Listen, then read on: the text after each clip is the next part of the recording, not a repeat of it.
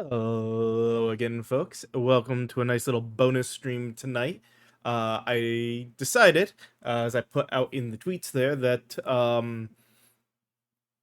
since we're most of the way through, there's 2 games left on the Sierra, or the Space Quest, collection there. I want to get through them. So, I do have a guide pulled up because, in all honesty, it's an old school point and click game. While they're not incredibly hard in some cases, they can also be very finicky on a lot of things and also have a tendency to be like, oh, you missed this one item in the beginning of the game. It's now the end of the game, and because you don't have that item, you have to start over to win. So I just don't want to deal with that hassle. This is about playing through the game and enjoying experiencing all of that. Not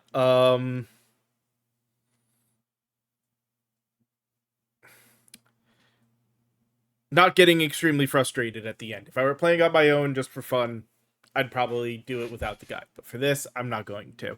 That being said, I'm gonna switch on over. Hopefully the volume will be good. Oop, wrong thing. We need that one. And let us actually see the introduction here.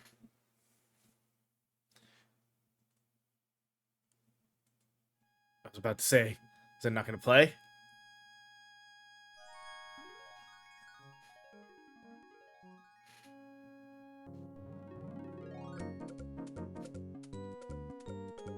God, old school MIDI.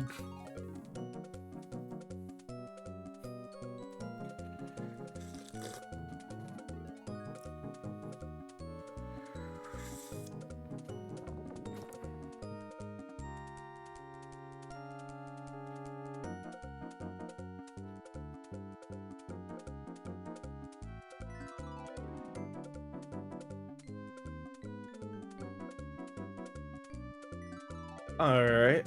Oh, is this just like a credits thing, or... Like I said, Space Quest 5 and Space Quest 6, I have never played. One, I sort of remembered, but in that same way. I remember having the VGA, the updated VGA version that you could point and click with and everything. Starting Captain's Logs, Excalibur, starting to Fleet Admiral Roger Wilco. Commanding, the Excalibur is on course to investigate the mysterious disappearance of several ships in the uncharted region of space known as the Menudo Triangle. I no doubt have been selected for this mission due to my great achievements as a military leader and matchless diplomatic skills.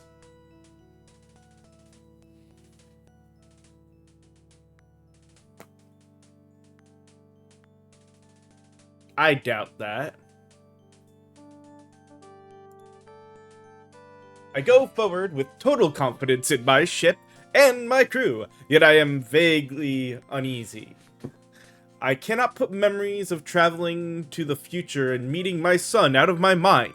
Each night, my dreams are haunted by the image of the woman he said would one day be my wife. I know she's out there, somewhere. But that's not important right now. The fate of trillions rides on the decision I may have to make in the next several hours. As captain of the Star Confederacy's proudest flagship, I must follow the supreme guideline. To boldly go where no man has... No. To bravely traverse where no creature has traversed... That's not it. Skip it.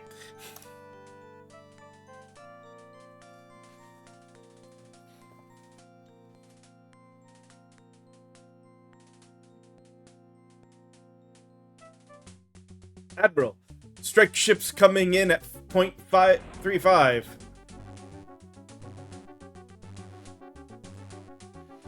Shields up, battle stations, lock weapons. Neutron beams locked, proton torpedoes armed. Tactical, file neutron beams. Helm, hard to port.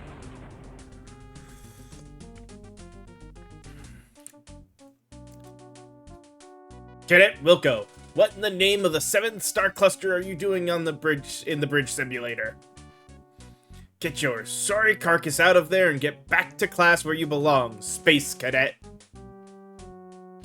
And if I catch you in there again without permission, I'll have you tossed out of the academy so fast you'll get warp disorientation.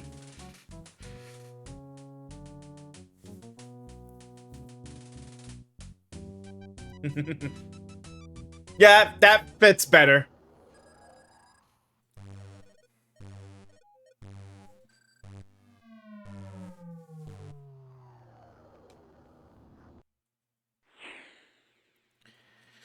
All right.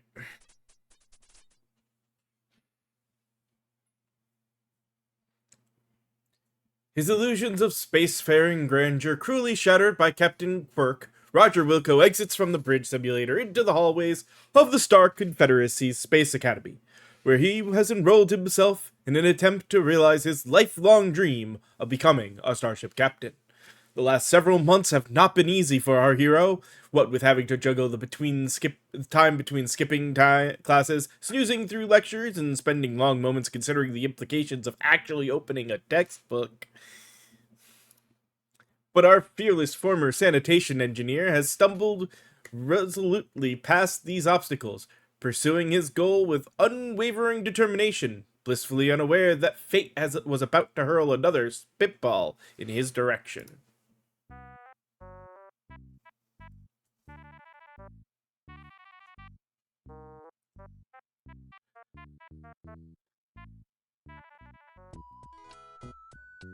Hey. Alright, no, we'll leave that, and there's nothing there. Oh, this one does not have the voice option. Okay. Guess I'm reading a bunch tonight, folks. Don't expect a lot of voices.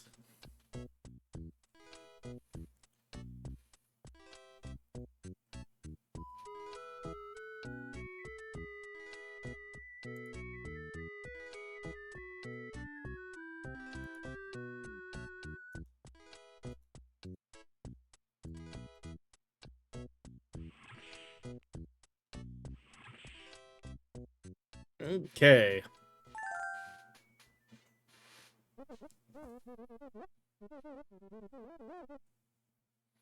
Sorry I'm late, Professor.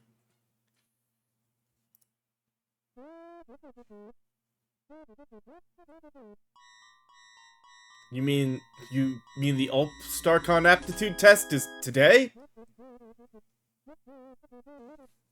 Yes, sir. I'll get started right away.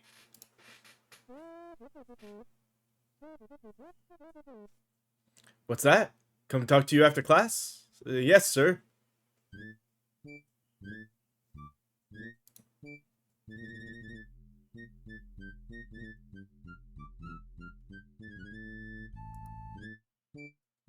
Let's see.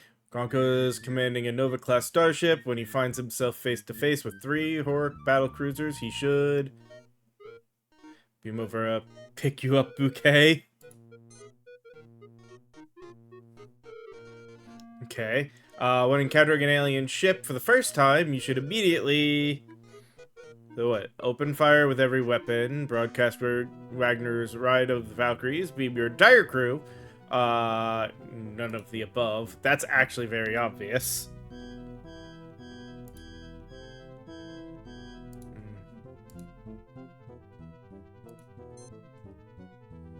Okay. Before beaming down to an unexplored planet for the first time, you should be sure to check to see that your seatbelt is fastened, your fly, your life insurance, the Fetzer valve, the planet's atmospheric readings. That also makes sense.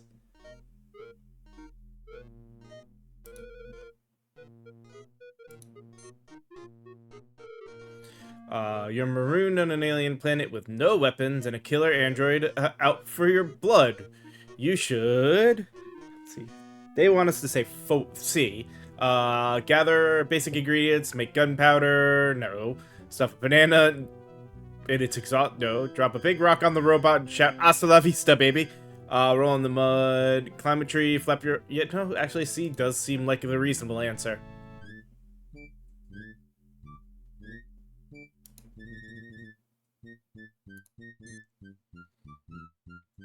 So 5, they say the answer is E.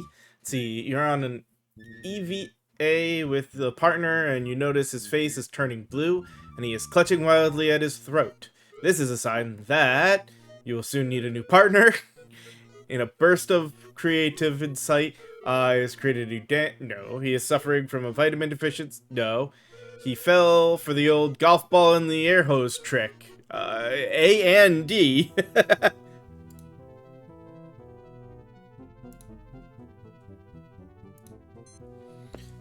Yeah, to ensure that your crew's microwave meals are heated adequately and evenly on board your ship, you should put a, let's see, wrap everything you know, cook each meal at the no, put a live space varmint in with each meal so you can huck a thing and settle for roasting weenies, eject a radio.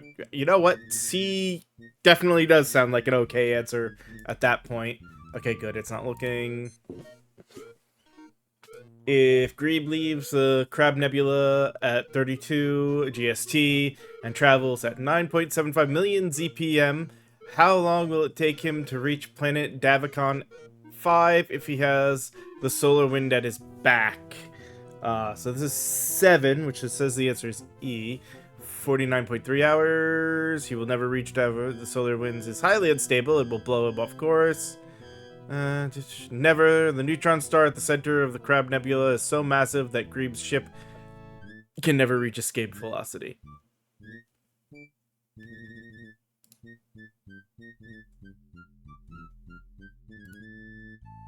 Oh, it was turning. Let me make sure. Okay, good. Alright, how fast does light travel through a vacuum? The answer to 8 here is D. No.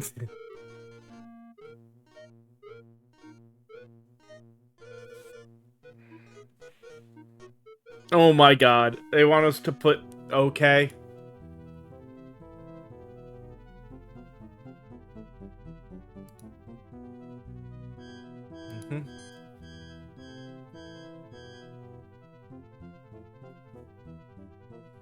Which is an example of a fuzzy boundary.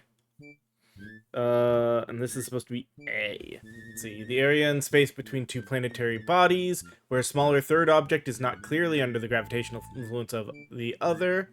The event horizon of a supermassive black hole, place where a receding hairline, point at which the marginal utility... Yeah, A actually does seem like it could be right. 900. Anti-cheat droid floats malevolently above the classroom, maintaining a vigilant look. Best keep your eye on your own test.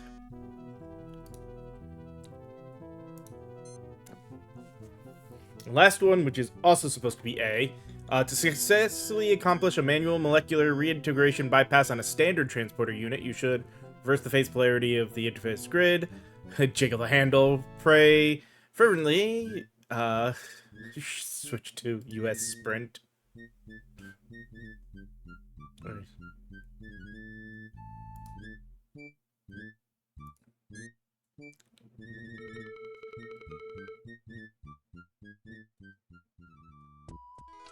The test is over already?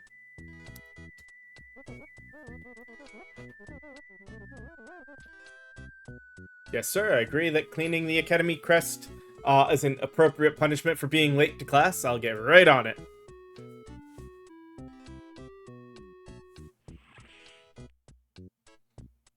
Alright. So now we're supposed to go one south. I go back here.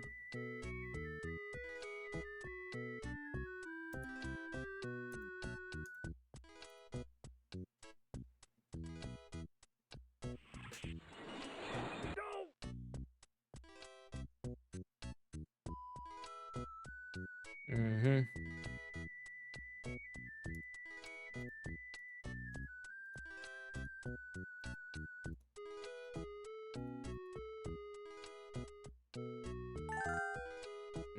Cram the Scrub-O-Matic into your seemingly bottomless pockets.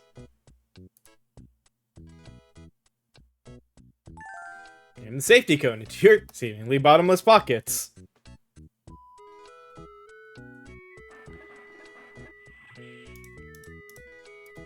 Alright.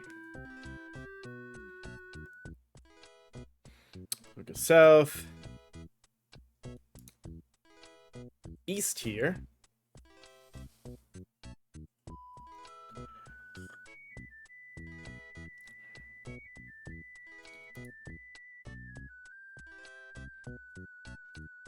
And then take the elevator down.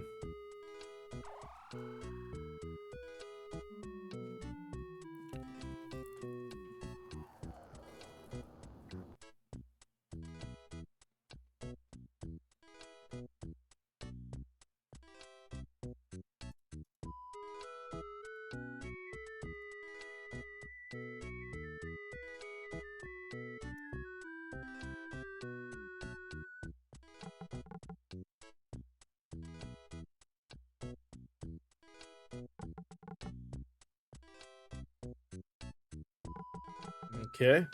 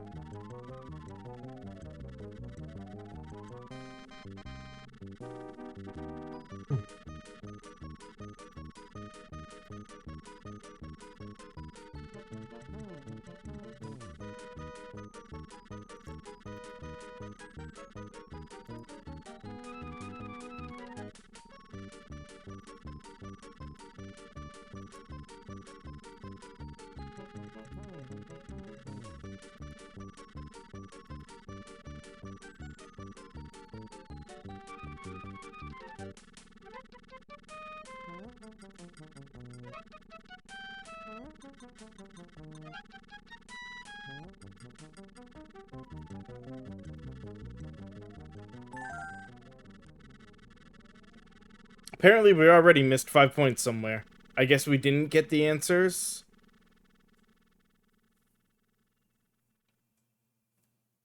Correct. As you can see, Ambassador Wankmeister, we run a very tight ship here. This institution is the pride of the Star Confederation and one of the best of its kind in the known universe. It's nice to see our tax Bechazoids aren't going completely to waste, Captain Quirk. Here we are, Miss Wankmeister. This is the main rotunda. It was dedicated on Stardate 920 whatever, 997.27. Ambassador? Excuse me, aren't you Roger Wilco, the man who foiled the Sarians some years back?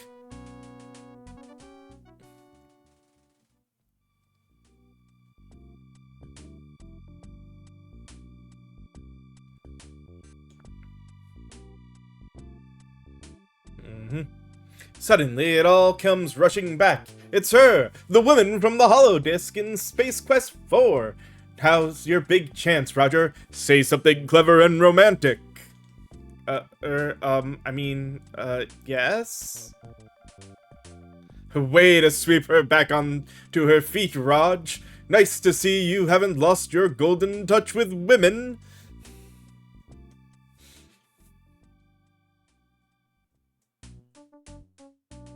Excuse me, Ambassador, but we should be heading to the conference now. You're not at all what I expected, Wilco. See you around.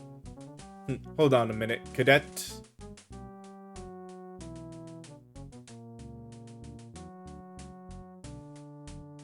Looks like you missed a spot.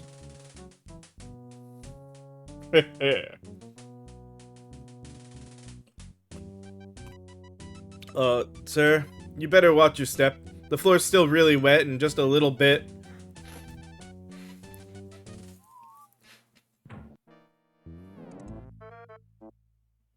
Slippery.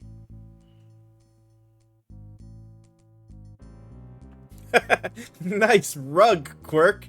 Is that a toupee or a roadkill? Erg. You did that on purpose, Wilco. I'm placing you on double secret probation. One more screw up and your Space Cadet days are over.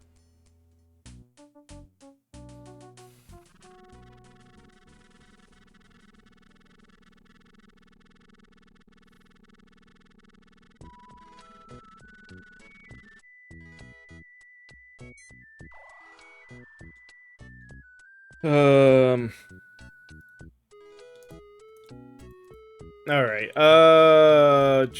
back to the elevator.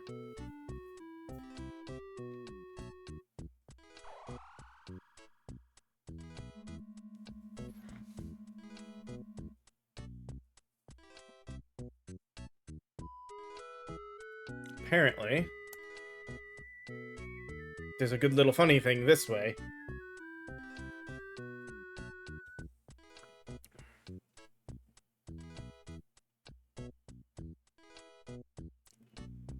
Oh yeah, there he is. There goes Elvis.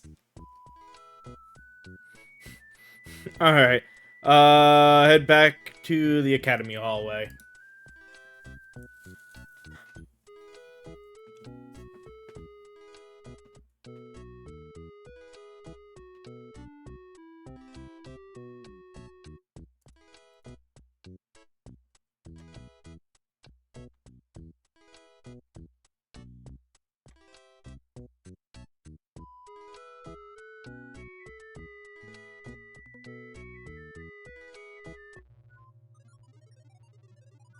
Alright, this thing's gonna cause the crash, isn't it? Mm-hmm.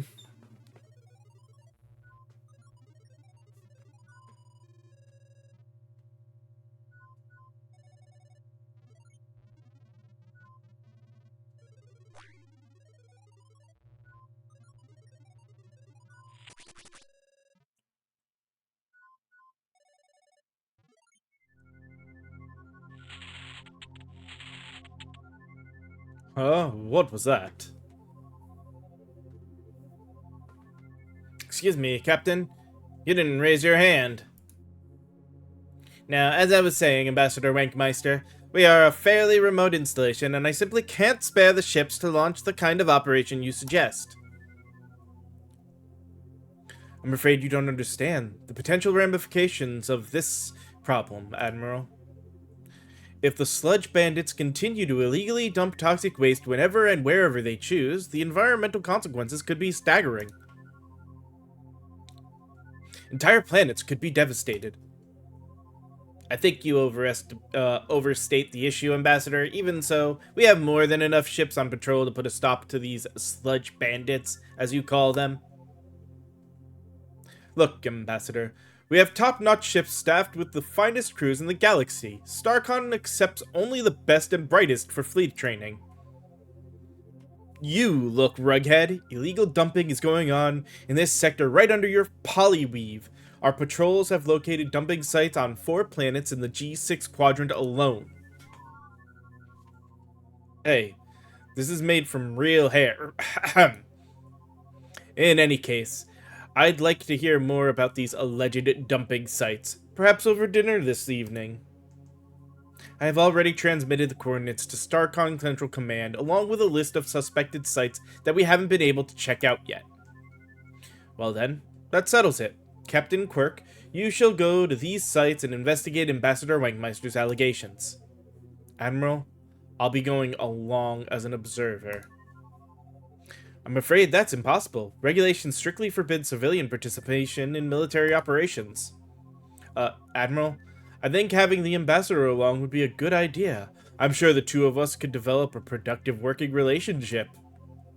Admiral, may I remind you that I am an official representative of the people of Quadrant G6 with full ambassadorial status, and as such not subject to... Now, Ambassador, I'm sure Captain Quirk will do whatever's necessary to resolve the situation. There's no need for you to hinder him in this on this mission. This is my system and my people we're talking about here. I'm going on that ship, and that's all there is to it. Case closed. We're adjourned. Good day, gentlemen.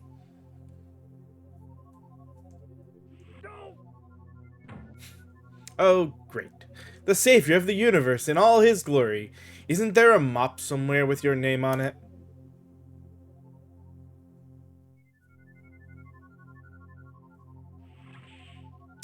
Way to go, Raj. Another sterling performance.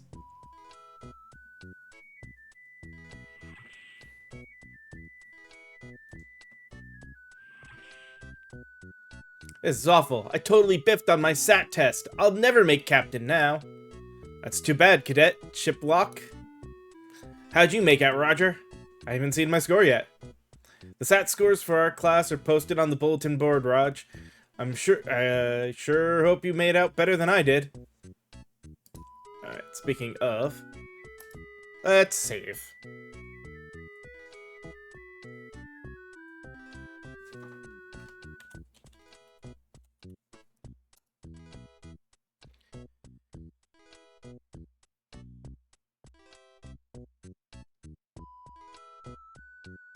Alright.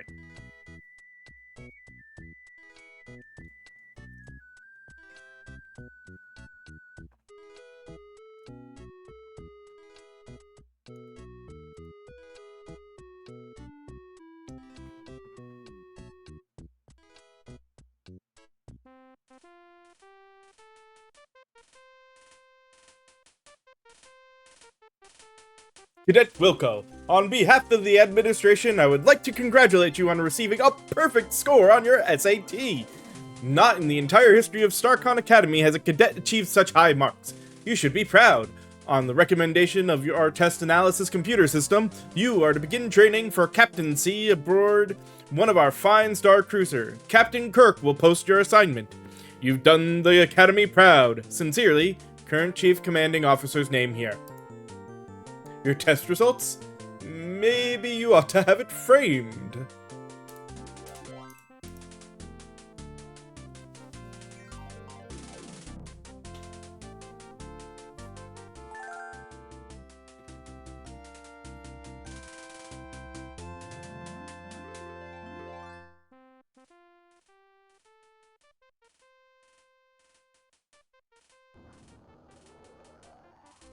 And so, having undergone an intensive weekend captain's training seminar on the planet Oakhurst, Roger is shuttled to his new command, the SCS Eureka.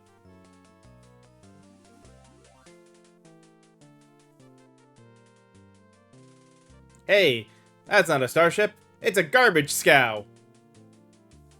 Figures.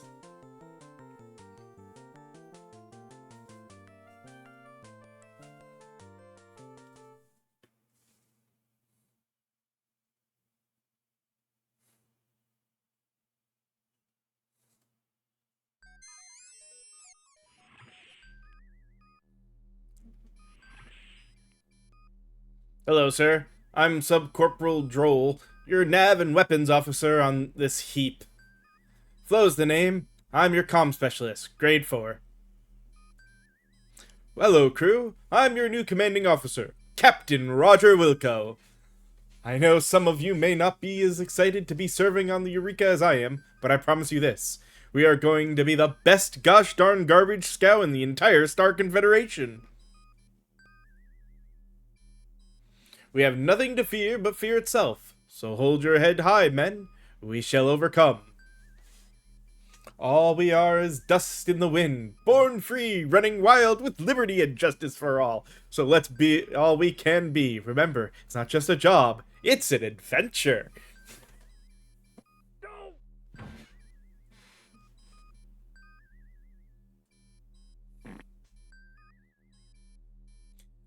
It was a chair, really. Looks like we got a live one here, Flo. You said it, Droll.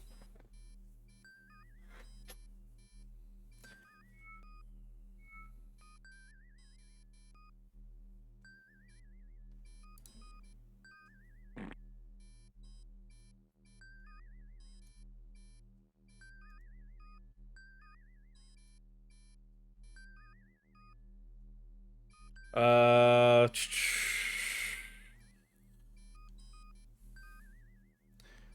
So, was your previous okay, it's not one I... There we go. Okay, so that's the one.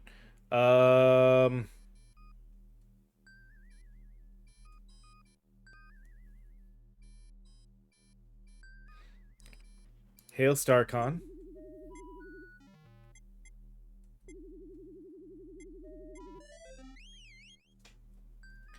We are cleared for departure, Captain. We are ordered to proceed to Gengularis PU and Kiz Uraz for refuse recovery. Okay. Lay in a course. What coordinates, Captain? 71552.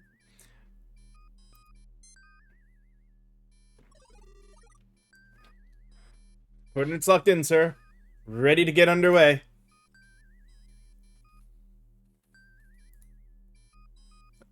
Light speed. We'll go to warp as soon as we're clear of the station, sir.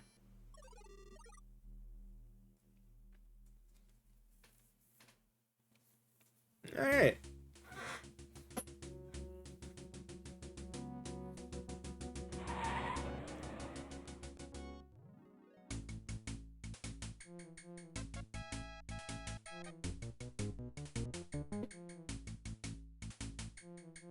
Wait, what the hell? The female version of the robot that was chasing us in the beginning. The first game. Or the third game? One of those.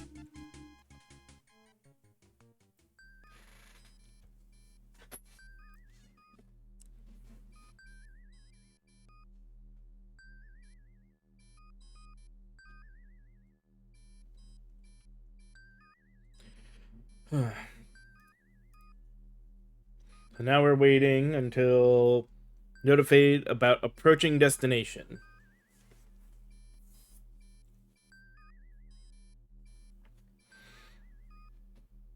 We're approaching our destination, Captain. Regular speed.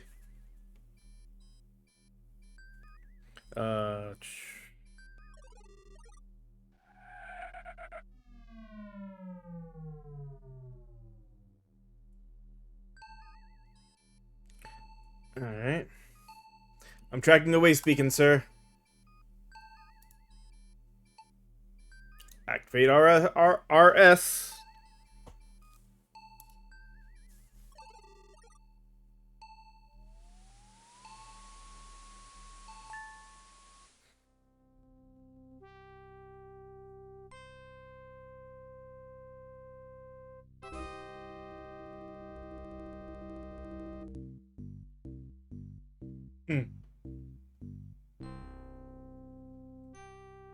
Oh, God. Of course. Big old bag of, was it Husky garbage, I think it was? Or Hefty. Hefty was the name of the garbage brand. The commercials. Hefty, hefty, hefty. Captain, I'm picking up a lifeform reading in the waste compartment. Alright, so we need to... Oh, Cliffy. Captain, you'd better come down here.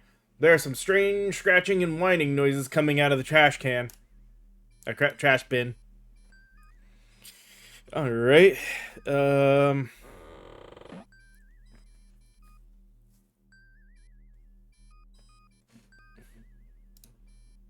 Oh, shoot. Hold on.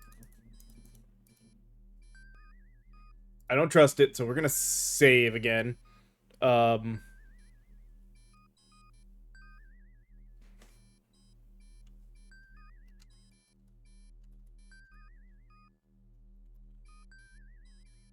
Call it ship. Just in case I'm go through the wrong door.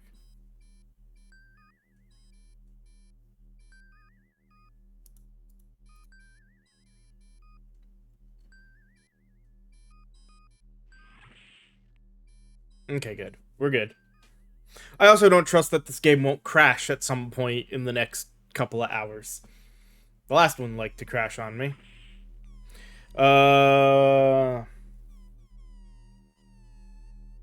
Could be dangerous. You go first.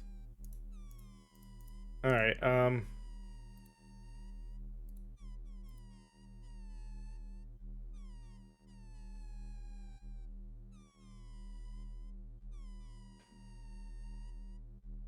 Alright, what? No, this is not what I want. So, open the door to the trash compartment. Is it this one?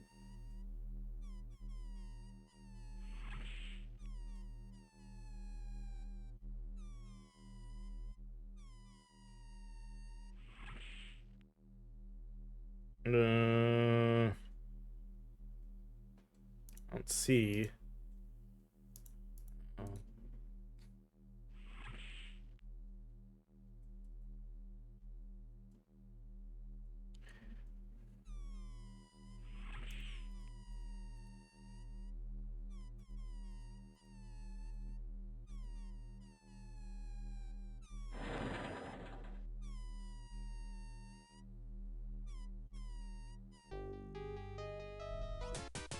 Uh...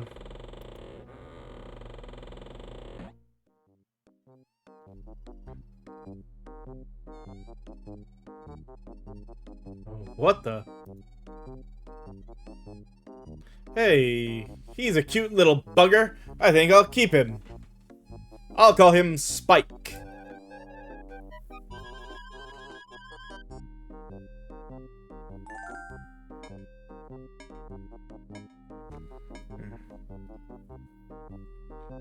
Okay.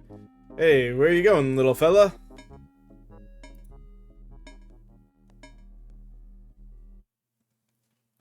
So we can get the...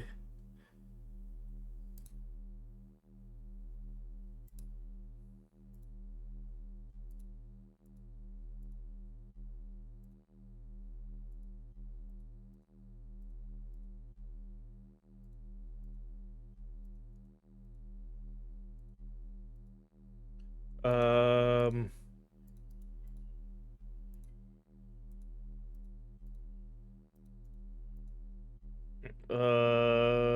No. We're looking for the laser torch, the fuse, and the antacid tablets.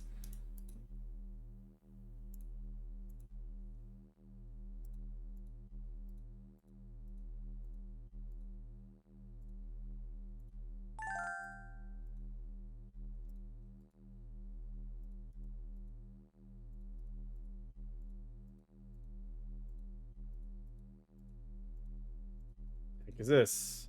Whatchamacallit? Doohickey. Space Gizmo.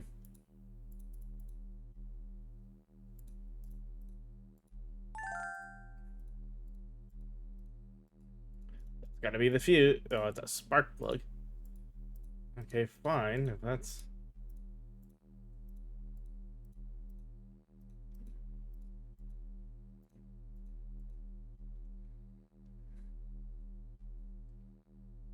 Oh. The hole punch, I'm guessing, is that the fuse? And then is that the fuse?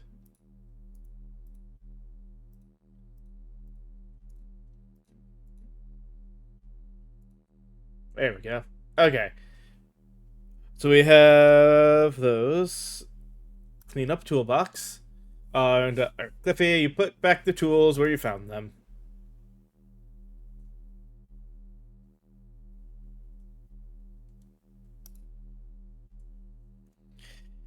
An exit through the left door to the lab transporter room.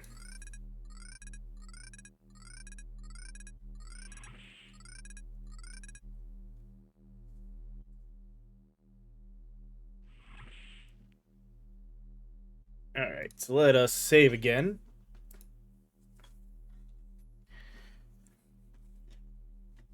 Because again, don't trust this game, but I don't mind overwriting that save at least. And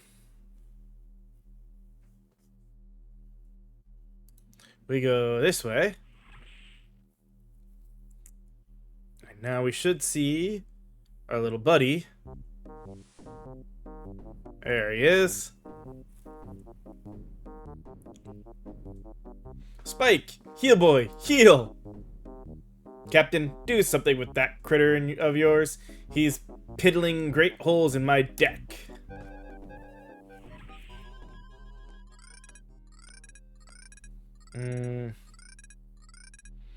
Making calls on the ship and re-enter the transporter room.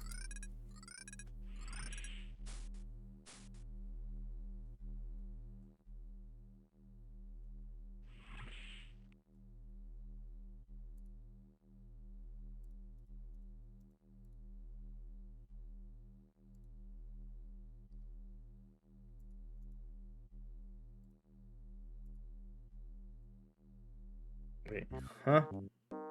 There he is. Okay. Spike will show up and go in your inventory. Okay.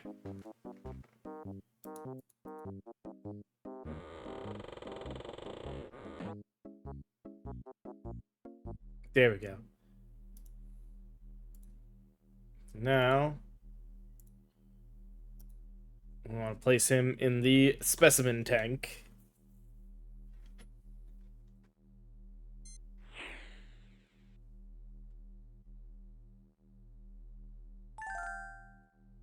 And then place the tablets in the tank.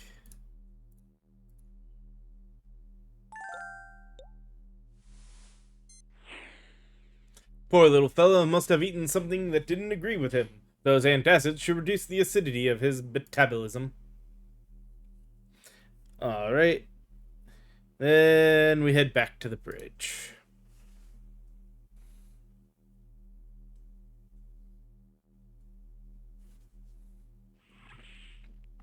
I am starting to remember some aspects of this game, but yeah, very much I think if we wanted to generally know what was going on, we needed this.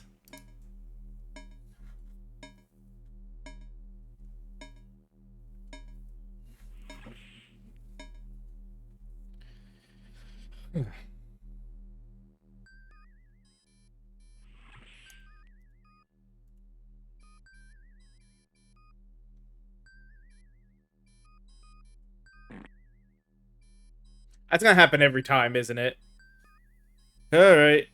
Hey, thanks for leaving this mess back here for me to clean up. Real captain-like of you. Thanks for taking care of your critter, Captain. I finally managed to patch up the deck. Alright, so now we order Joel to lay in a course to PU, which is 92767. Coordinates locked, sir. Light speed.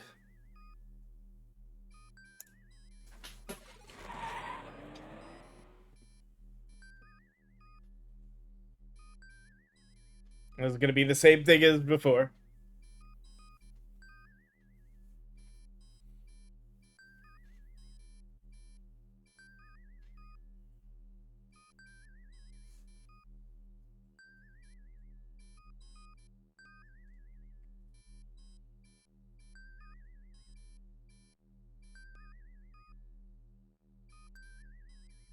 Alright.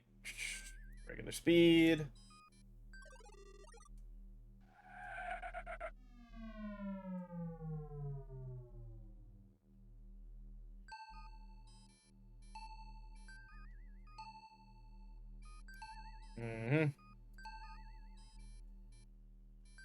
Read RRS.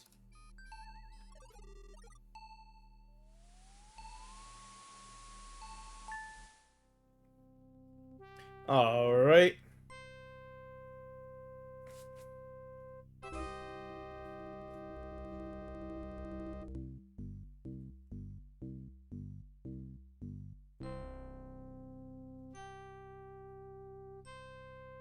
I love the fact that it's also using that music of all music. Captain, I'm intercepting a rather unusual message on Starcon Priority Frequency 2. I'm putting it on screen.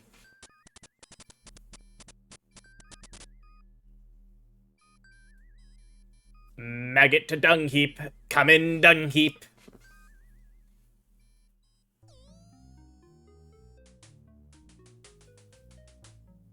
Maggot to dung heap. Come in, dung heap. This is Dung Heap. What in the Pleiades are you doing on this frequency? We have a really hot load of goods that need to be disposed of right away. I thought I told you never to call me here. Meet me at the usual place and we'll discuss it. Dung Heap out.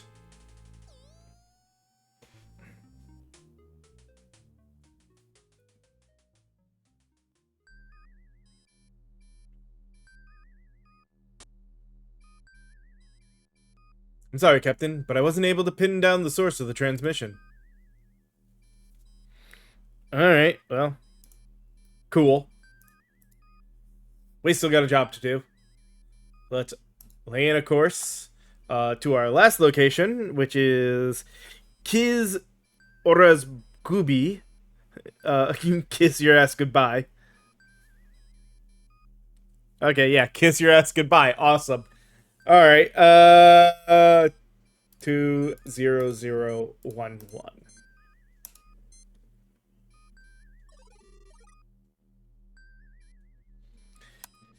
Coordinates locked. Light speed.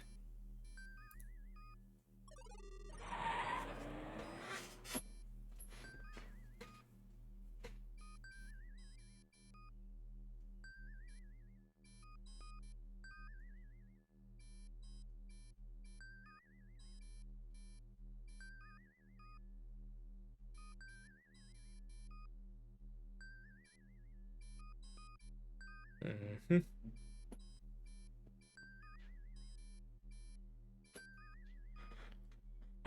Oh, what was that? We've been hit by a proton torpedo. A tractor beam is locked onto us, Captain. We're being pulled in. But by whom? Get us out of here, Droll.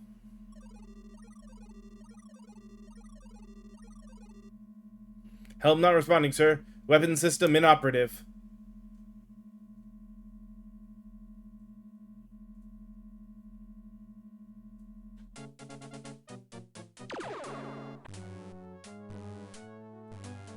We're being hailed, sir. I'm putting it on screen.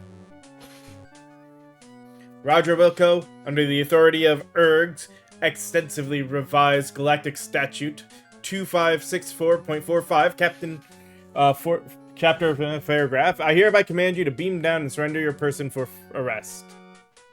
Failure to comply with these instructions will result in the destruction of your ship and everyone aboard. Looks like the Gripazoid Novelty Company still hasn't forgotten about that little piece of mail fraud you pulled on them back in Space Quest 2. I thought all this was over after I had that run-in with the Arnoid on the planet Fleabit a few years back. You thought wrong, human. It just goes to show, never send a mandroid to do a womanoid's work. Can't we come to some kind of arrangement? Beam down to the planet, your body will be disassembled and sold to various biotechnology firms to pay interest on collection fees. I'm scanning your ship. Any attempt to escape or subterfuge will result in the immediate annihilation of your ship and crew. You have 5 standard time units before I destroy your ship, Roger Wilco. I think she means business, Captain. I agree. And could you hurry up and beam down, sir, before she gets impatient and blows us all up?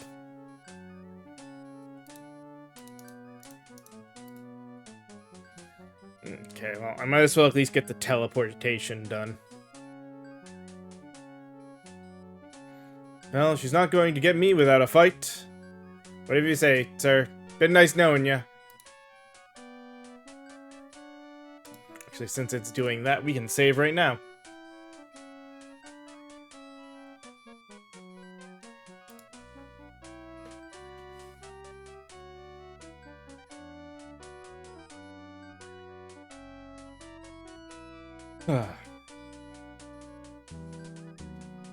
At least he, you know, pretends to be brave.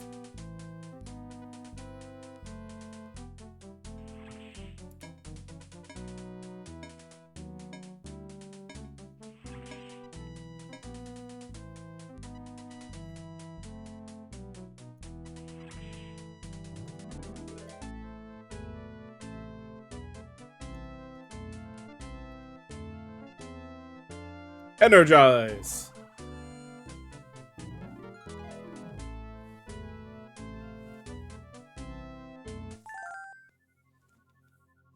Okay. Meanwhile...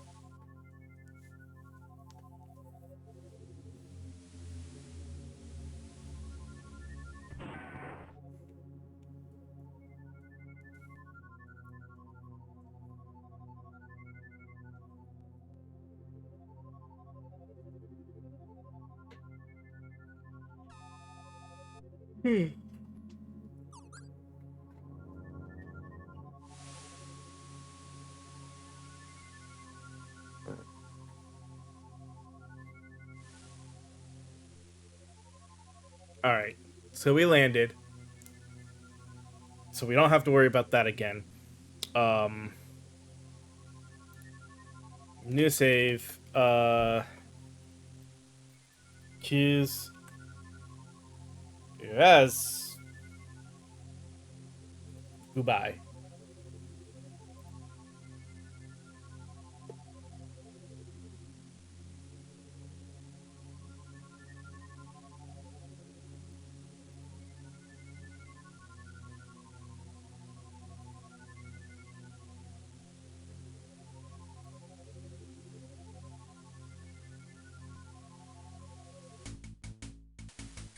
Ah, there you are. See if you can outrun my energy bolts of death, broom jockey.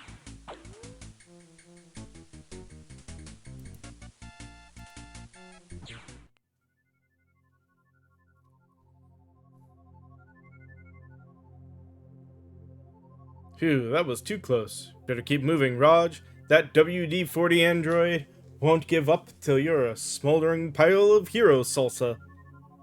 And the fact that she has cloaking capabilities only makes matters worse. I wouldn't give a tin buckazoid for your life right now, Raj. One screen to the right.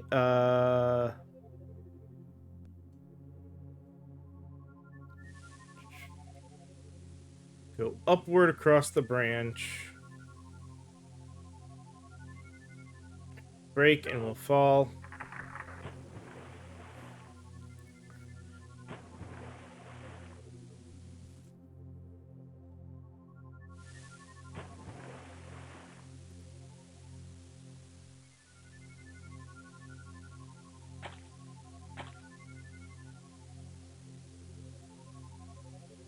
Grab the branch.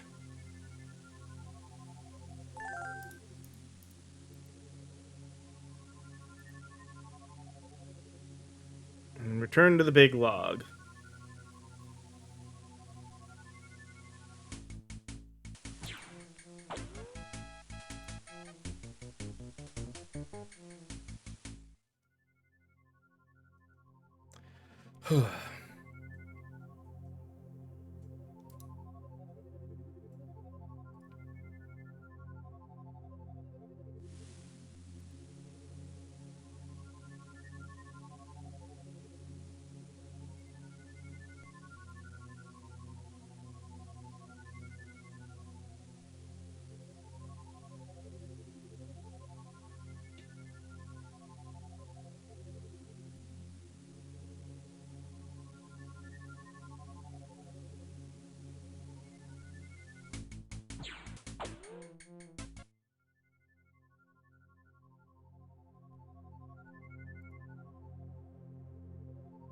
Wait.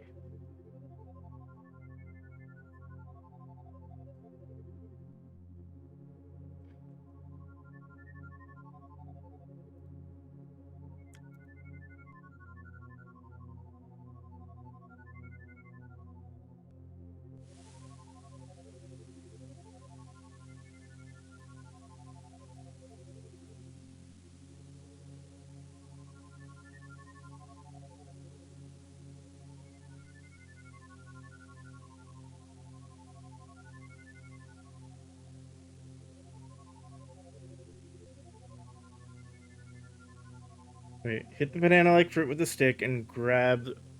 Okay. Trying to grab one piece of the fruit and liberate it from the swinging cluster, then shove it into your pocket.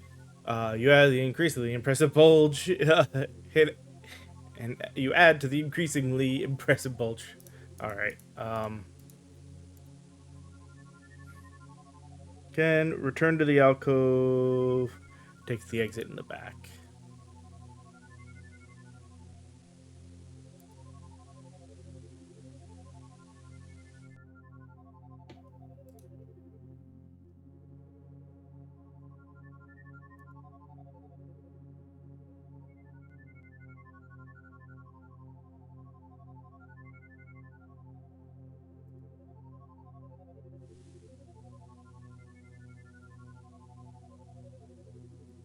Okay, hold on. Enter the left cave. Jump across the gorge, climb to the top, and use the branch. Okay, we still need the branch. All right. But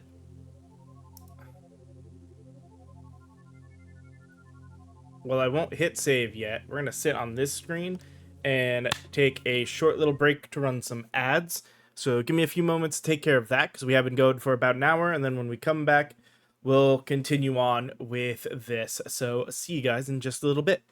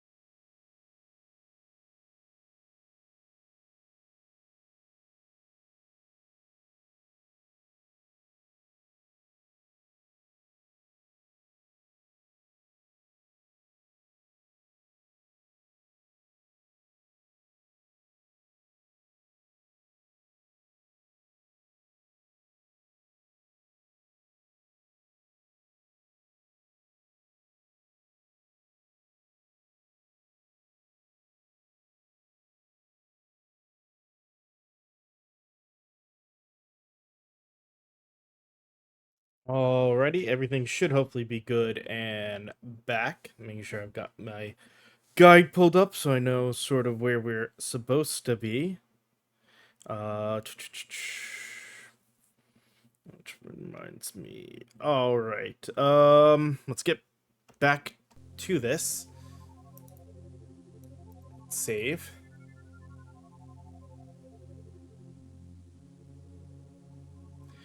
Alright.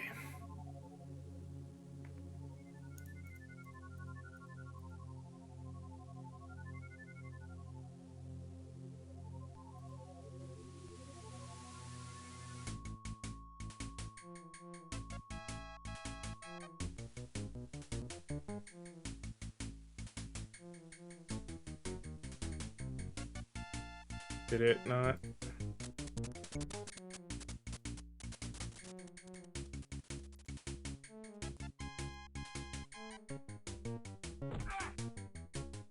Okay.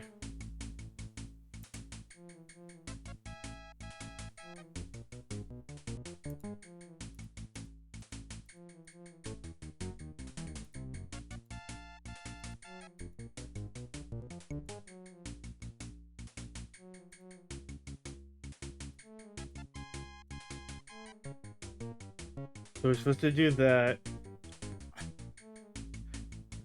Loose rock to. Oh.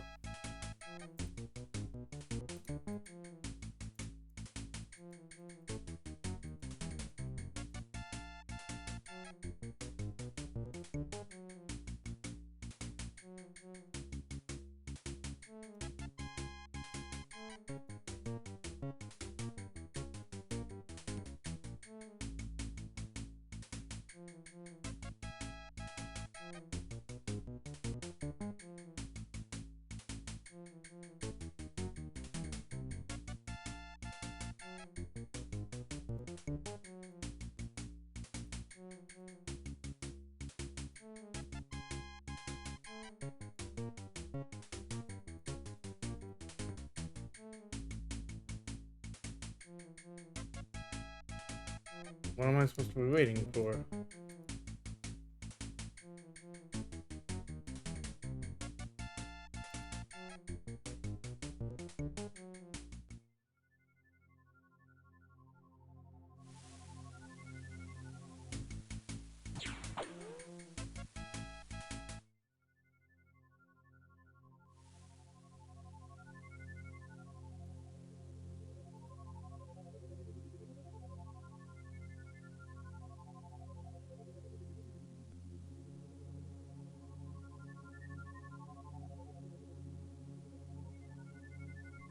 Confused.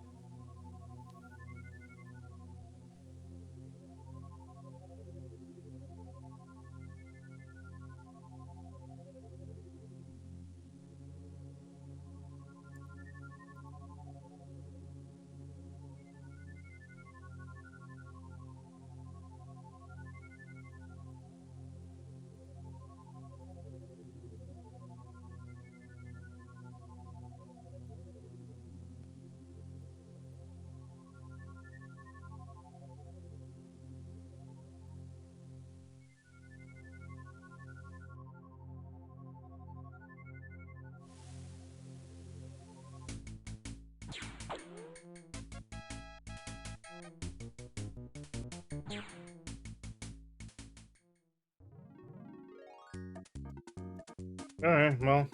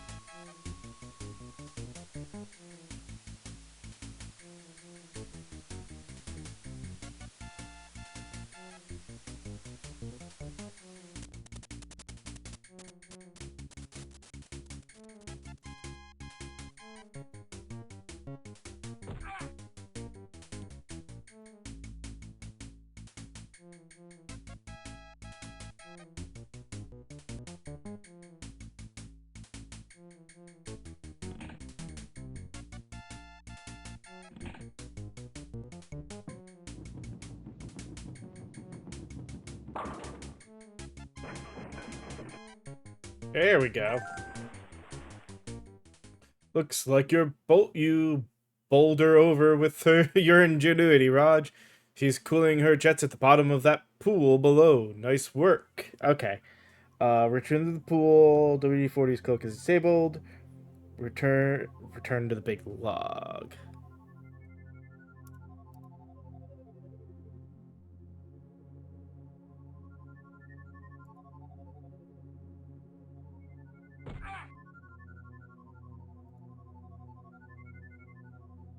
Alright, while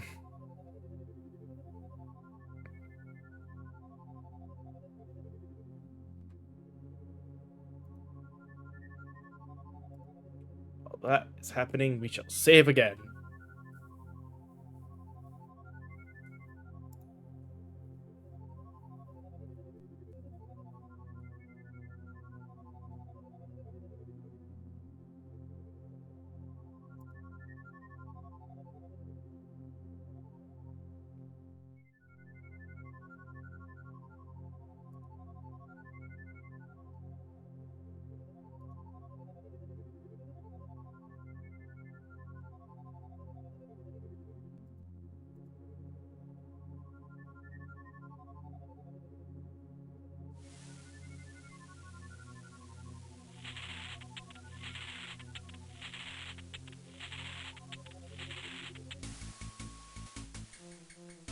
By stretching your limited ingenuity to the fullest, you've managed to knock the WD-40's cloaking mechanism.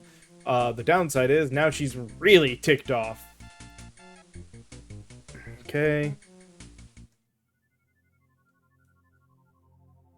We need to go to the big log and stay in the center.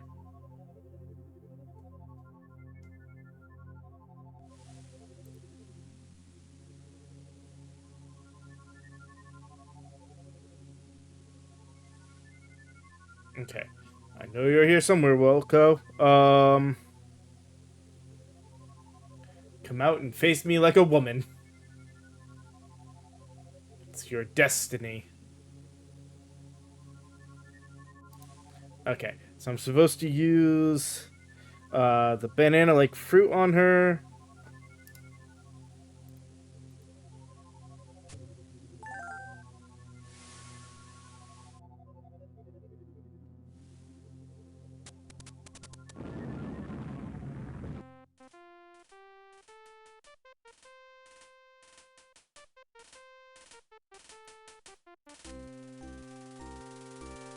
Uh...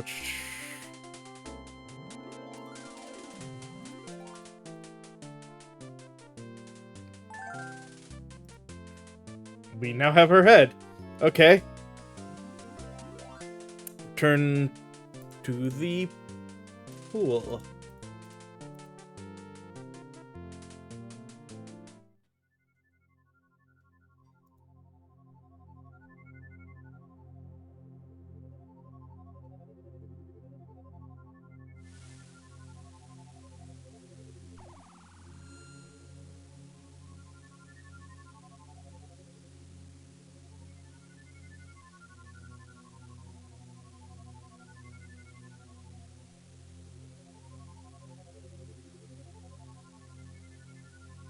Hey, Captain.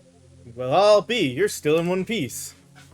The ship's scanners picked up a large explosion, and we drew lots to see who got to come down and collect your remains. And you lost? Nope, I won. But I'm relieved to see you anyway, sir. It will save a lot of uncomfortable explanations back at StarCon. I see you got the robot's head there, sir. I've been looking for it. Now I'll beam you back up to the ship and then finish picking up the pieces down here.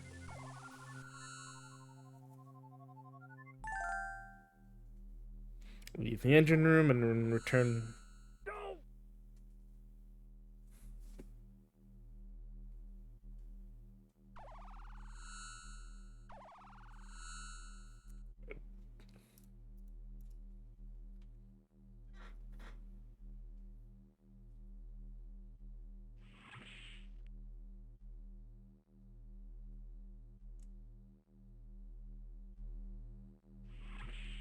Think you heard Cliffy beaming in? It might be a good idea to give him that android head.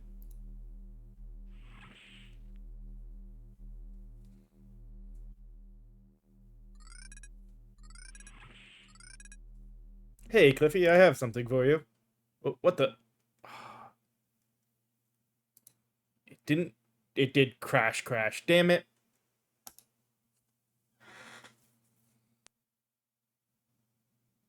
I should have saved. I knew I should have saved.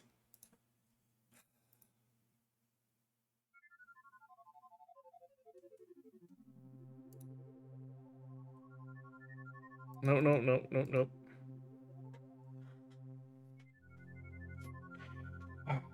At least it's not too far off.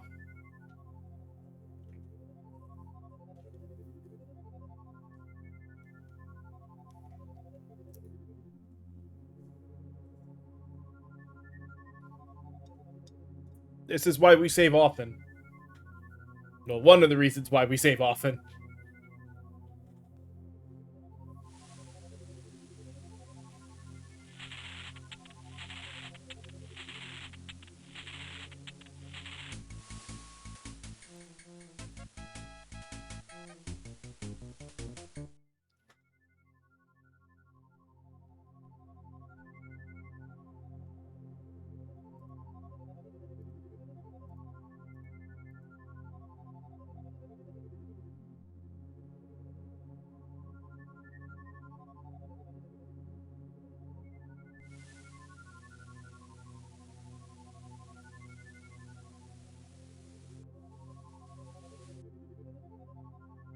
Mm-hmm.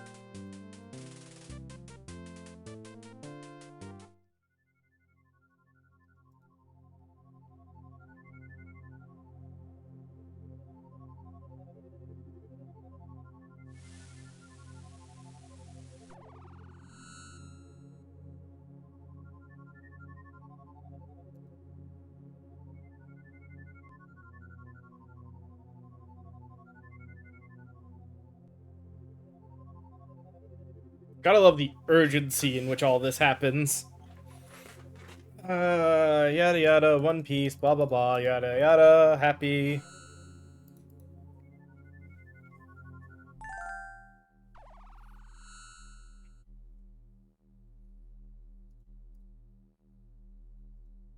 Oh, I guess the teleporter malfunction is just a every now and then thing.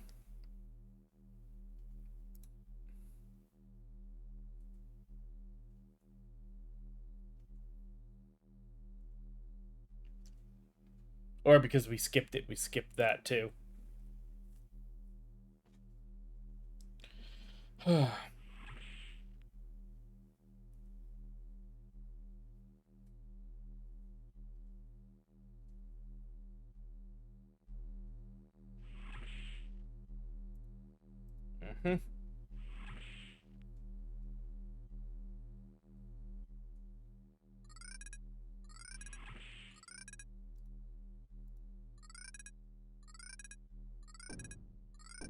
I just wanted you to get ahead. Your sense of humor is surpassed only by your captaining skills, sir. Here, I have something you might be interested in.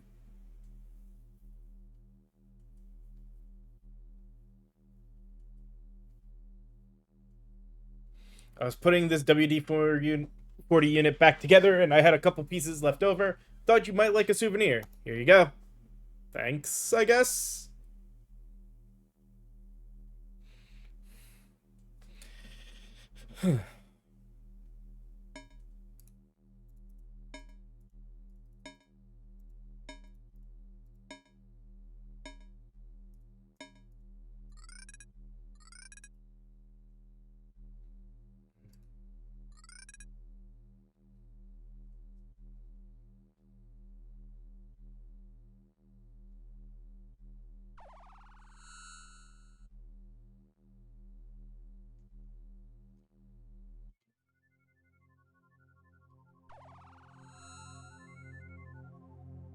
Hey, why do we beam in here? I wonder if this little device had anything to do with it.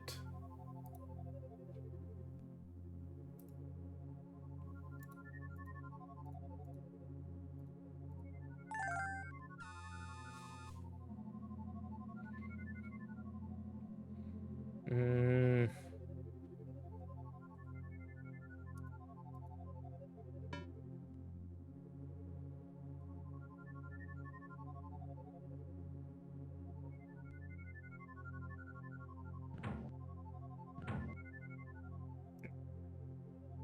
Go on without me, Captain. I'm not going to make it.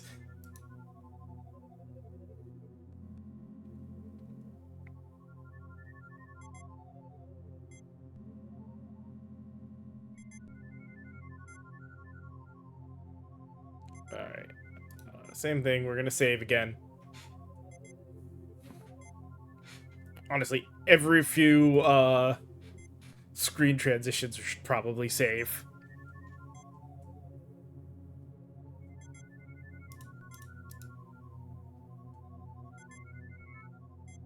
The panel on the right wall.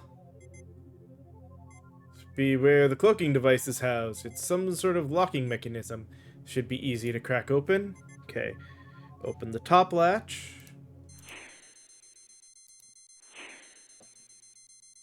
Okay, top latch, bottom latch, and click on all four handles.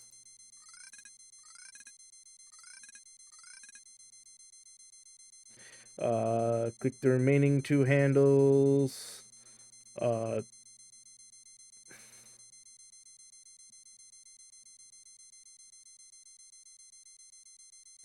the top.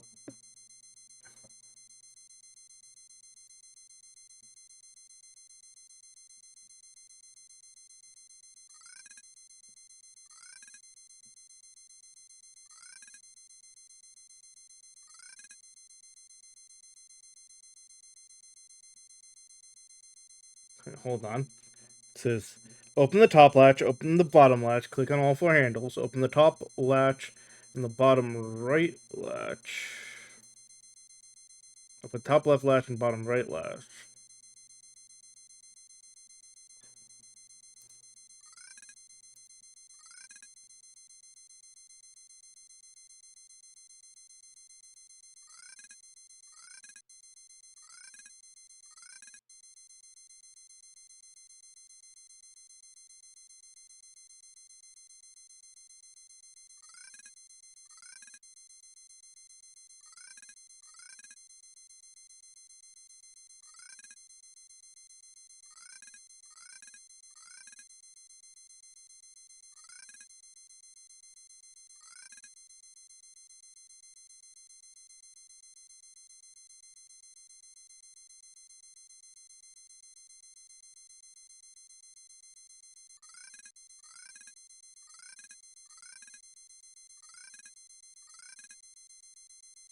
Hmm.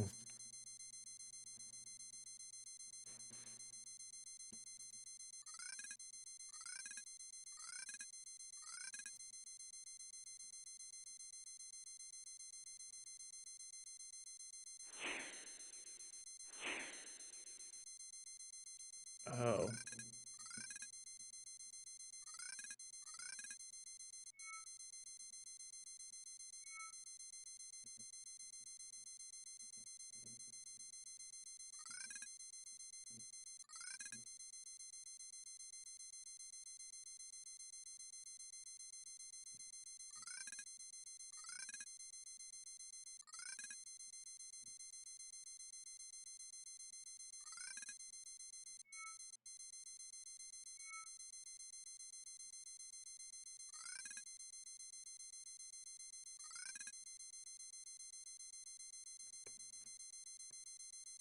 Hold on.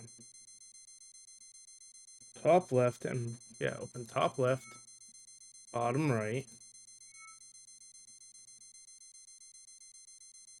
Click on the remaining two handles.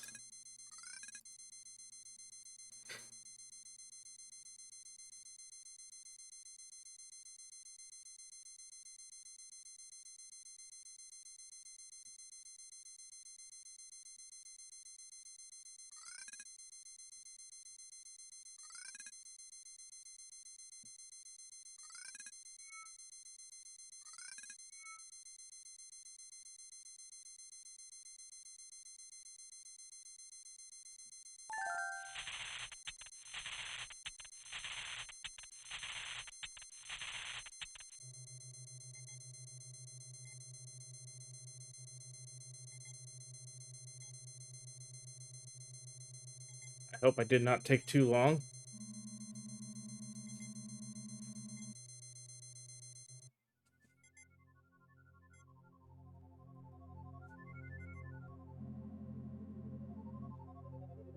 I got it. Let's move before this thing blows.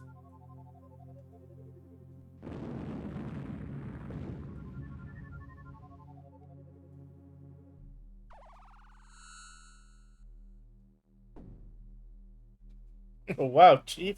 Did that hurt? It looked real painful. You okay? Fine. Perfect. Now help me up. Sure thing. Here you go.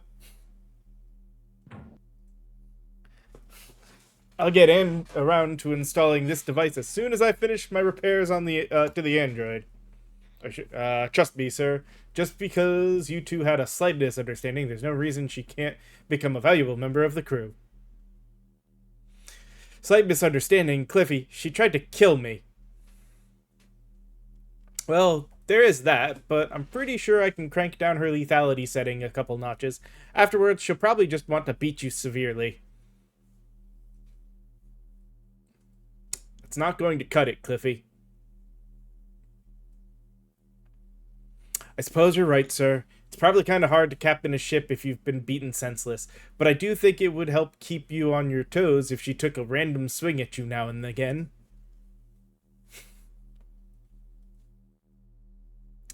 I don't want her to do to so much as scowl at me, Cliffy. All right, sir. Have it your way.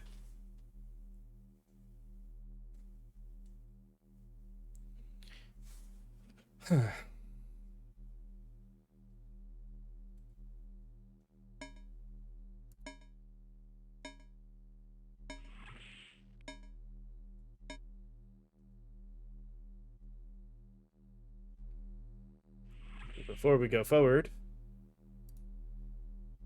does save. Apparently our next stop.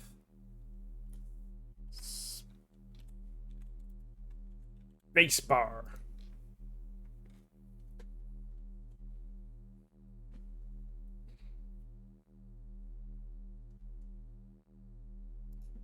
All right. Back to the bridge. Gonna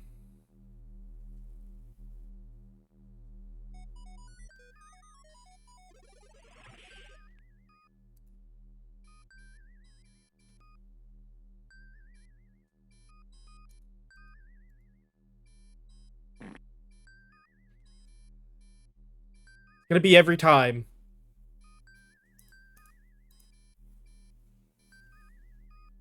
Status report. We finished our mission, Captain. Let's take some R&R at the spacebar.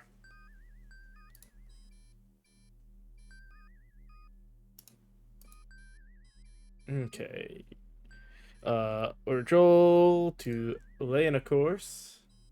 Use break up. That was the plan. 698 69. Coordinates locked. Yada yada.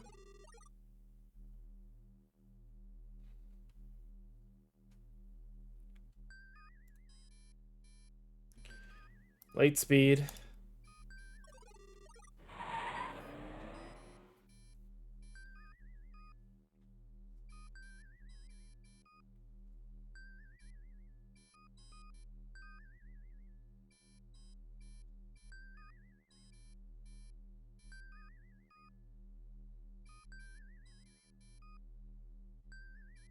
Loading.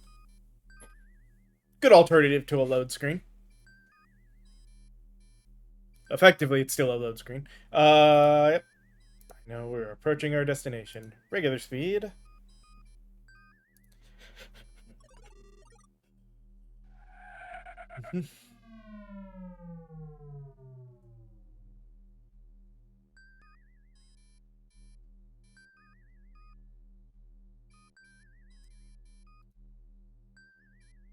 Standard orbit.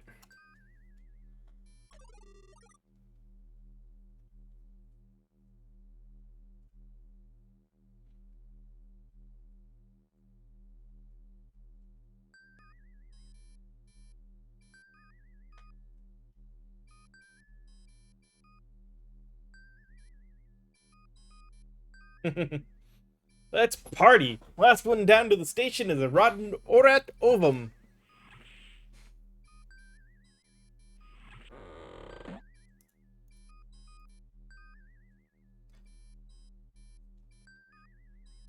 Hmm.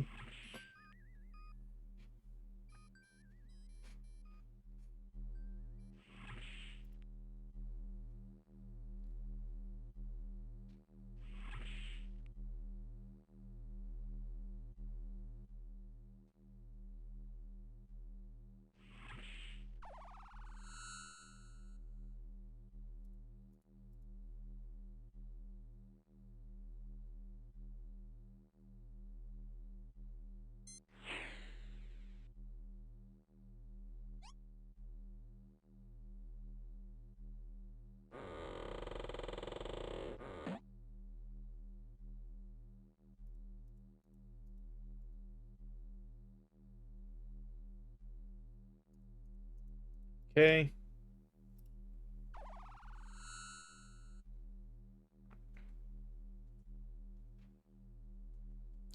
And now...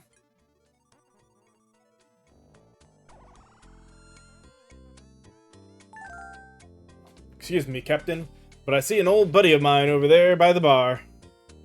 Oh, uh-oh. Here we go again.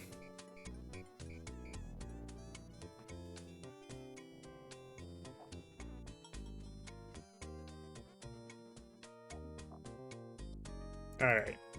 We are gonna save again.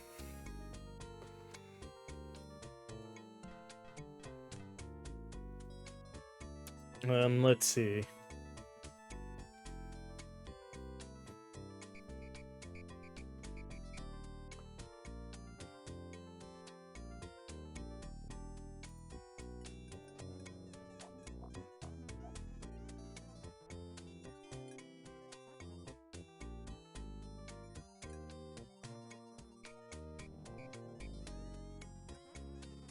Hello, I am your cocktail waitress, Analog. Oh, I'll have a double bourbon on the rocks. I'll have a fuzzy nostril. Give me a green goblin. Here are your drinks. The charges will be deducted from your StarCon account. If you feel the urge to hurl, please feel free to use the restrooms, humans.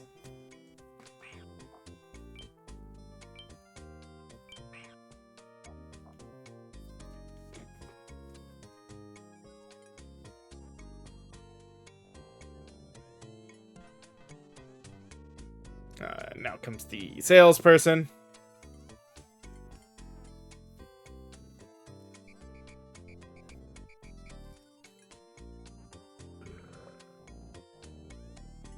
Hello there, partner. Well, actually, I'm kind of...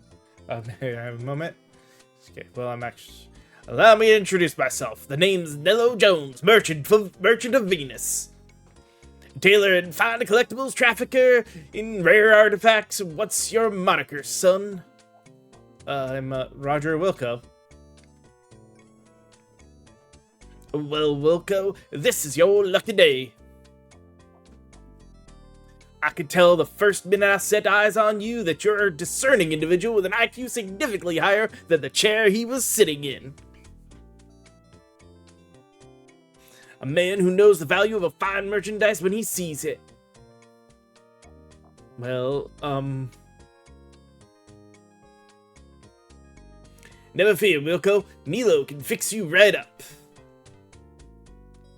Need some Atarian firewater? A few gray market copies of the latest Things Quest game?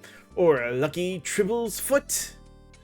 How about some Chernobyl cufflinks? They're the collector's item, you know, guaranteed to give you that warm glow like only hard radiation can. I don't think... I can see you're looking for something special, Roger. Can I call you Roger? Well, I've got just the thing. Dehydrated space monkeys. They're all the rage in the colony worlds. You don't have to feed them and they're no mess. For you, 15 buckazoids. I'm not sure... You drive a hard bargain, Raj. I tell you what, you take a free sample of Space Monkeys and my business card with my compliments. Then you buy something for your lady friend and the next time you pass through here. Thanks? Realizing he's not going to make a big score here, the sales beast moves off to find another victim.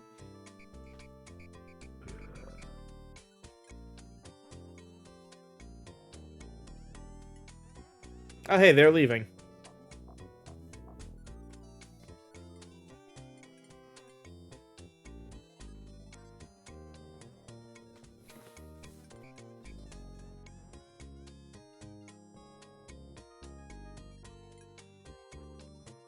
Well, well, well. Look who it isn't. Buzz off, Laser Brain. Enjoying your new command, Trash Man? I recommended you for the job. That's sanitation engineer to you, Crumb. Oh, an aristocrat. I bet Ambassador Wankmeister would be really impressed. She and I are having a great time working together, closely, on the Goliath. Quirk, you have the look of an Orat and the manners of to match. Why, you little... I could have you brought up on charges for that. I demand satisfaction. I challenge you to a game of Battlecruiser, wimp. Fine. I'm going to kick your aft side into the next quadrant, Quirk. Huh. We'll see about that, broom jockey.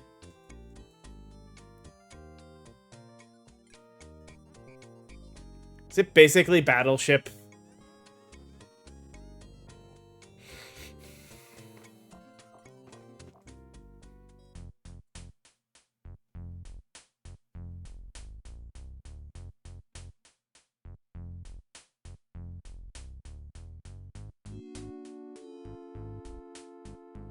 Okay. So directions. Battlecruiser objective, seek out and destroy all 4 of your enemy's cloaked ships before yours are destroyed. Each player will take turns firing either a proton torpedo or a probe. When a ship is hit, that section of the ship is destroyed and a red marker is placed on the sector map. If a shot misses, a green marker is placed on the sector map. Instead of firing a torpedo, you can also fire a probe. The probe will reveal ships in a 5x5 area around the spot you shot at. If a ship is revealed, it will be marked with a magenta rectangle. You must first place your ships on the map before you can start playing. There are 3 sectors to choose from, and you can switch to any one of them using the 3 sector buttons on the right side of the screen. Any of the 4 ships can be placed in any of the 3 sectors, just as long as they do not overlap another ship and they do not extend past the border of the sector. To place a ship, press the next button until the ship you want appears on the left side, then move the cursor over the map and click the left mouse button to place the ship. If you wish to move a ship you just placed, just press next until the ship you want appears on the left. The sector the ship is in will automatically come up. Just take the cursor and click on the ship to pick it up, and you can now reposition the ship or change sectors to place the ship in a new sector. The rotate button allows you to change the orientation of a ship to one of the 4 possible orientations. Rotate a ship, first pick it up, then rotate. Okay. You can cursor, select spot, fire. Depending on which weapon you've selected in the weapons panel, the spot you selected will be fired upon, and either a hit or a miss. Alright. You can either review. Alright.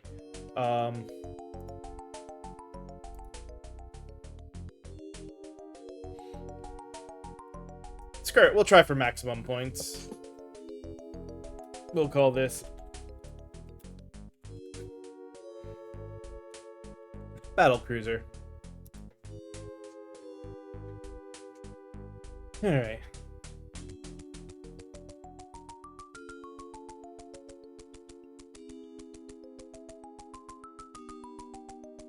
Place that one there. Go to Sector 2. Right there. What's the next ship?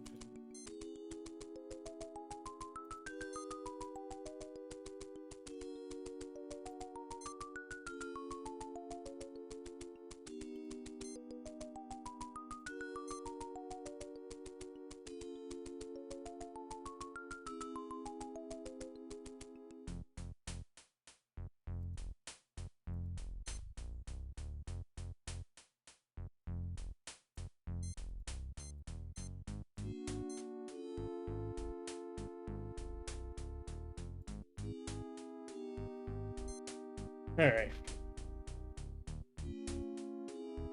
Probe. So let's see. If I probe here.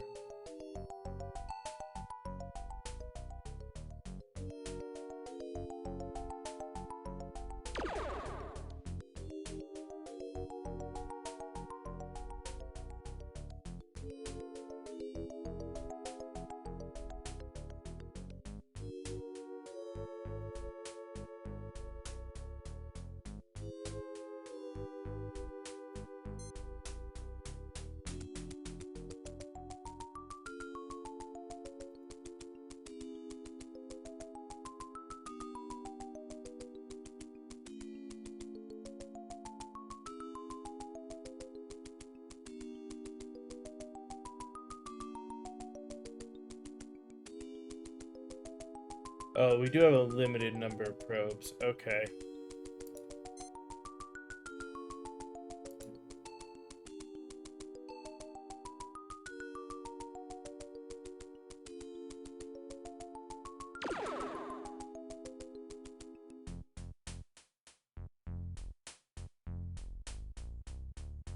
Okay, it gives us this spot because this is the spot to sort of save.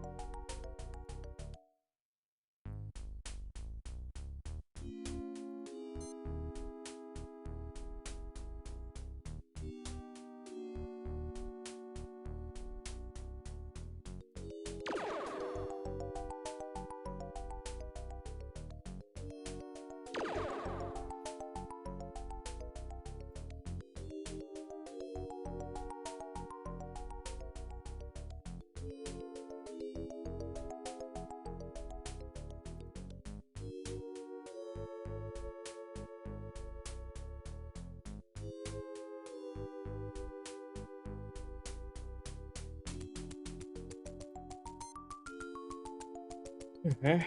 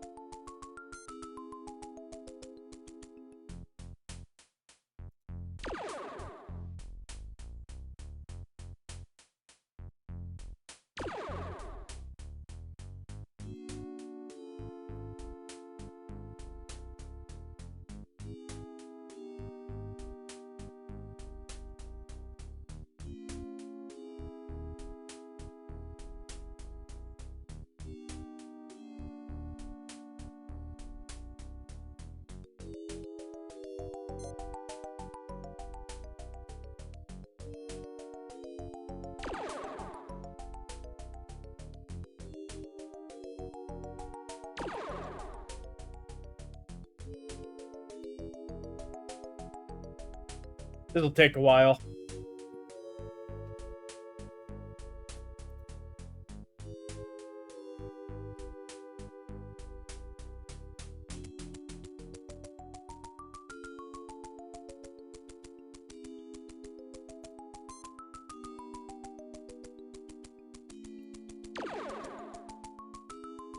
Jeez. Oh.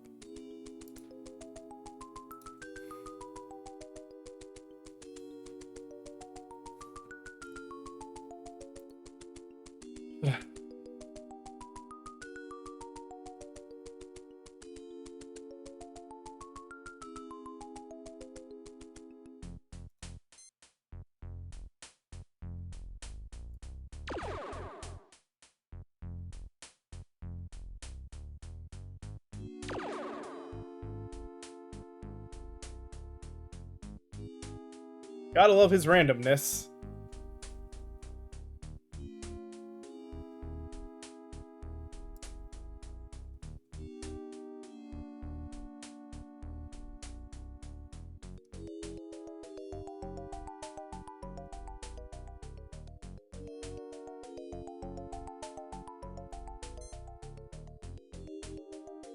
Out of curiosity, do I have... No, I don't get probes back. Damn. Alright,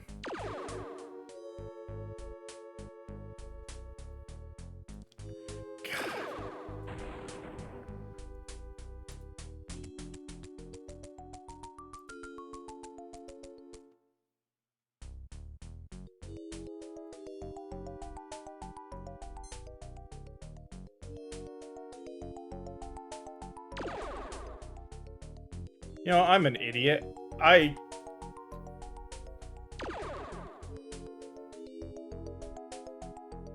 could have done this so much better.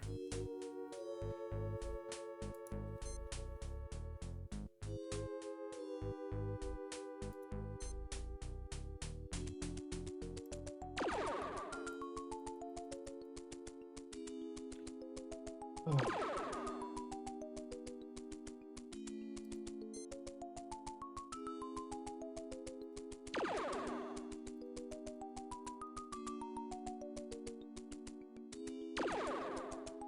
You know what? I am gonna deal with having to redo a little bit.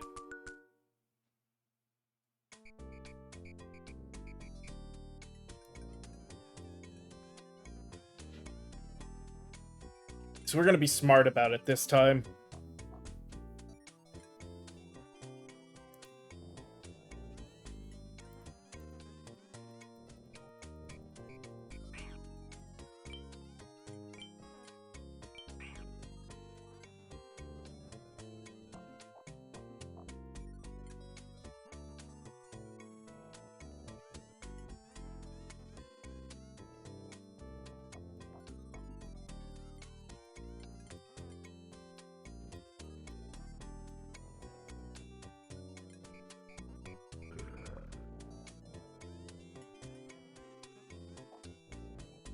Uh-huh.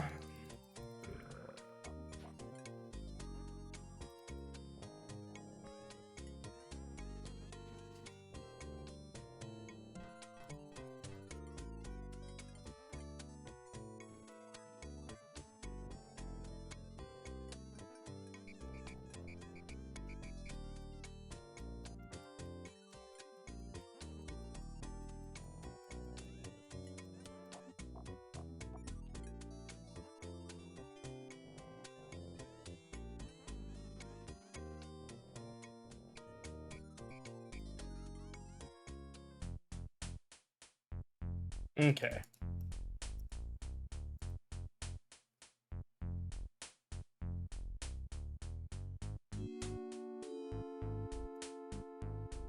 Now we'll save. Over the battle cruiser save.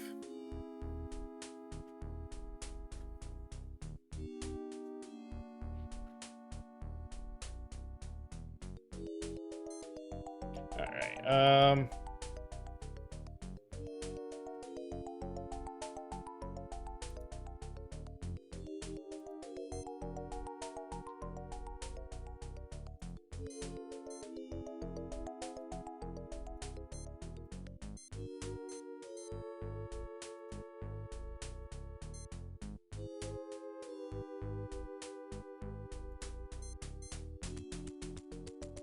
oh shoot, I didn't mean that.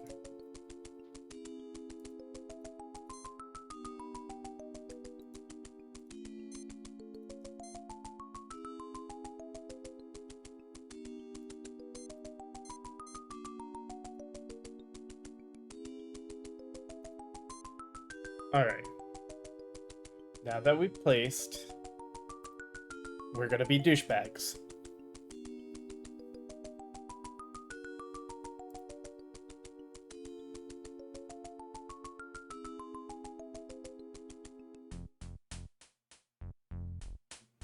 Come on.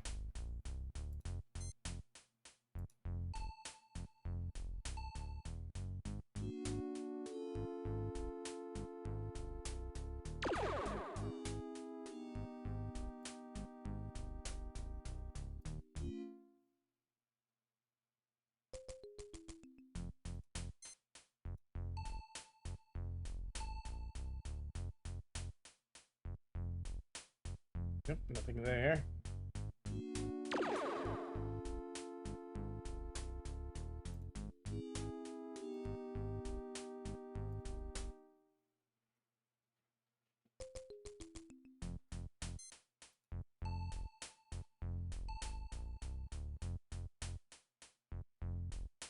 Okay. Now to test a theory.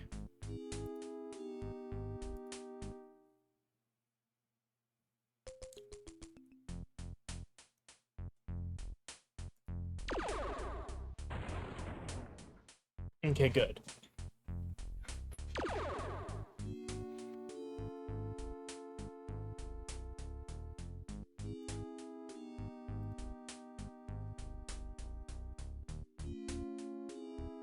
So yes, we are going to be straight up dicks. And save scum the entire thing so it doesn't take forever.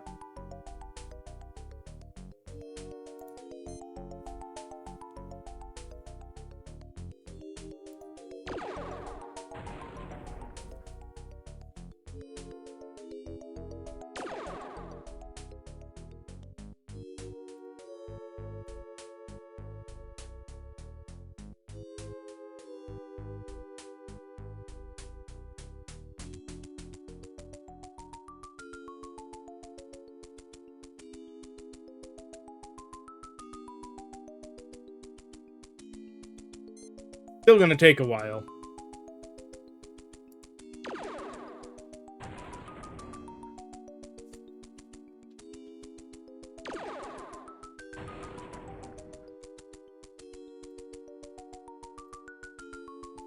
Especially because every time he does get a hit, we have to restore.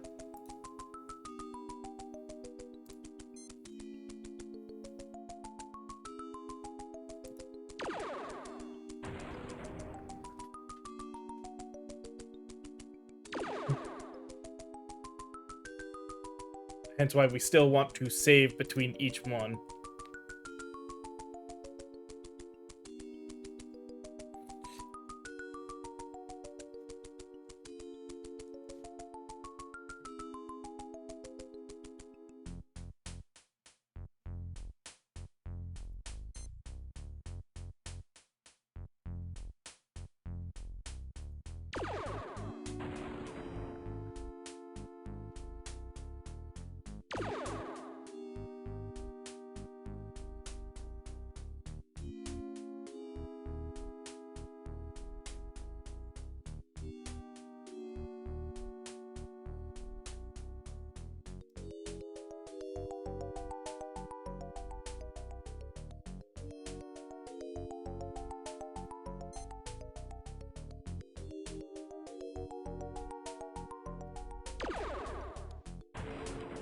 Yeah, this is why I said I was being an idiot before.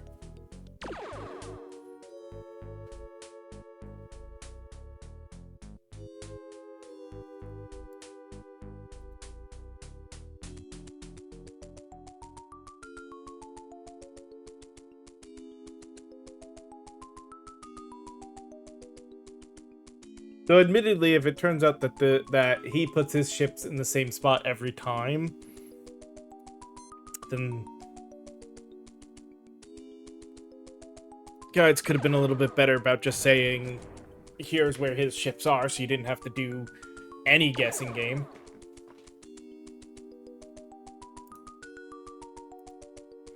Sure, his shooting is random.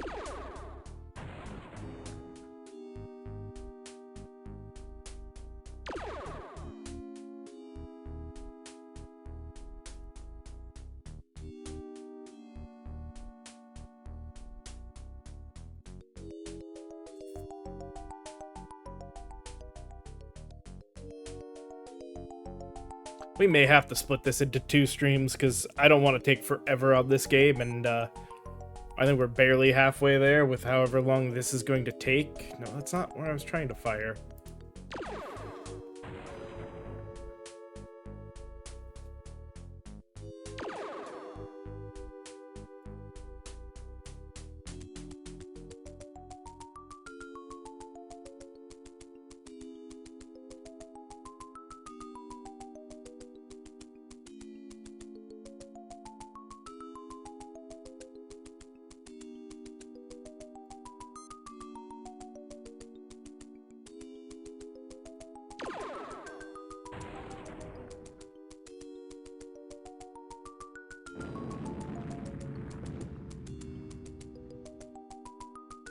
Blast you! You nailed my large battle cruiser, you weed!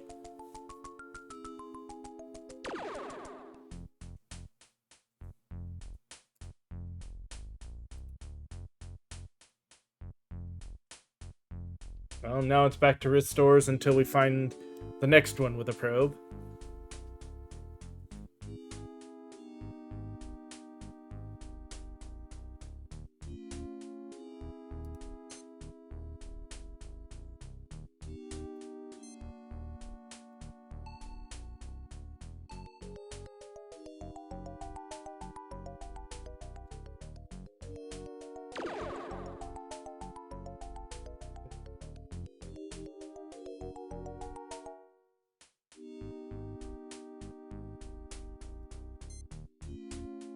His Sector 1 is done.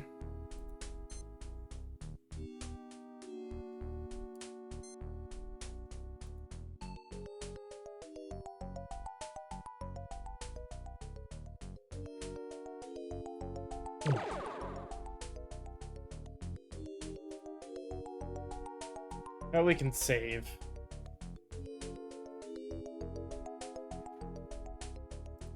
Oh wait, I don't have to... I'm already in Sector 2 now for it.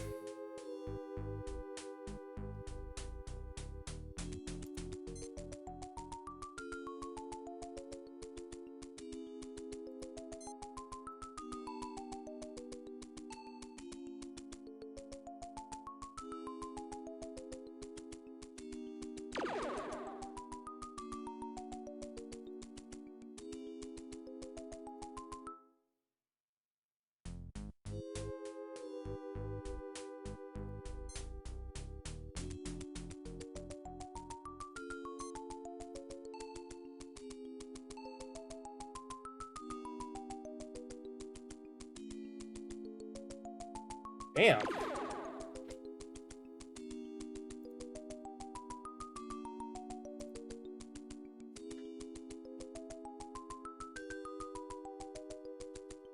he really put all of his... I swear, if his last one is here too.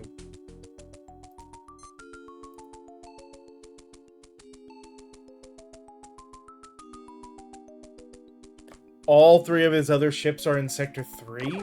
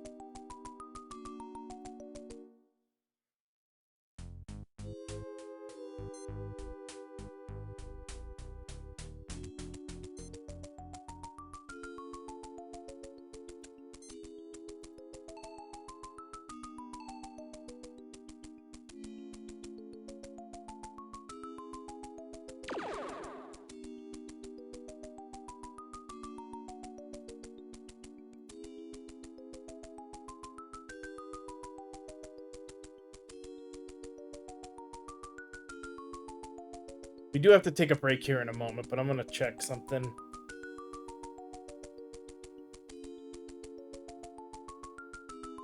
First off,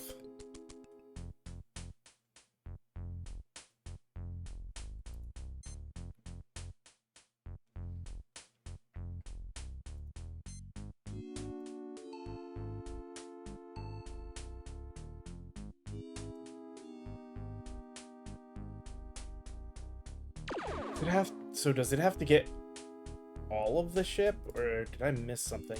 Oh well.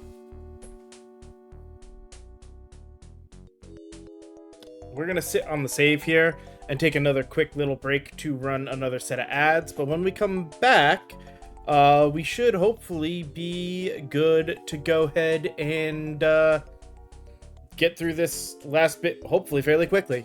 We'll see how it goes, though. See you guys in just a little bit.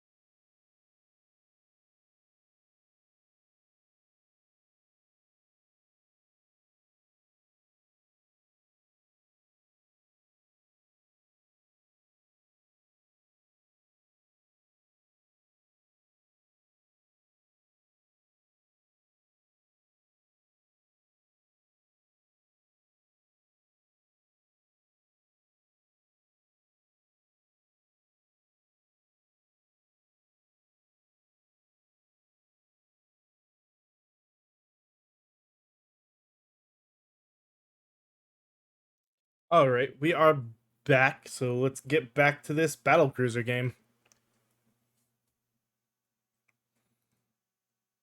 I believe we were safe, yeah.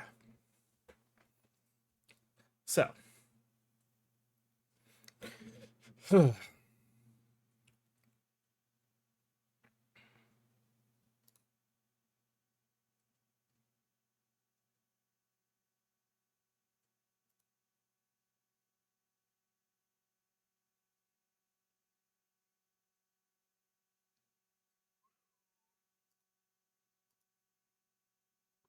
no.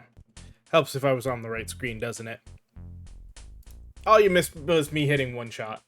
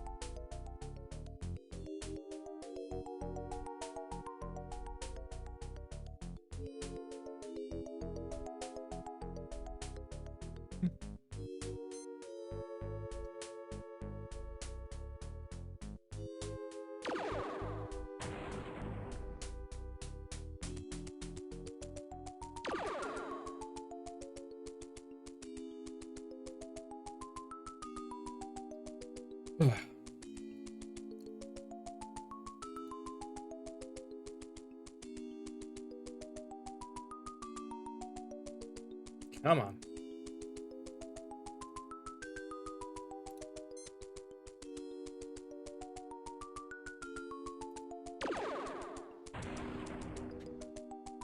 I think we will have to split this game into 2 stream sessions. Because you can see where we're at, and we're basically at perfect score. I think we're missing 5 points here. And we're not even halfway there, and we've already been streaming for 2 hours.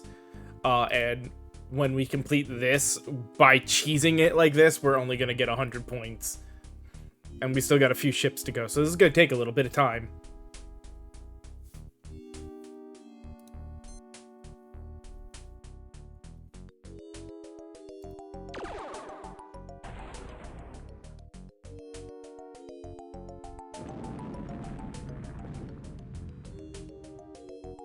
My starbase, arg!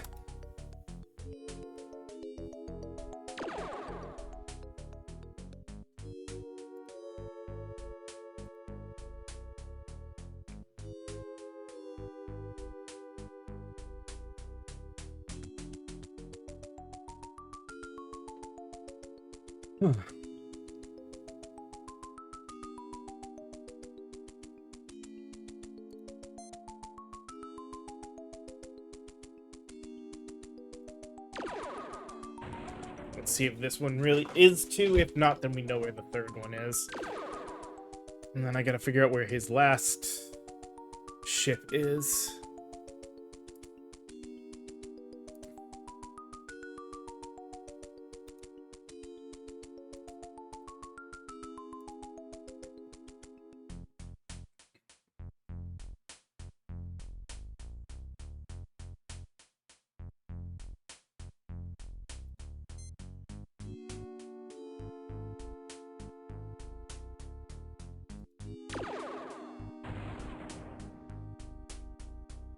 Yeah, since that didn't...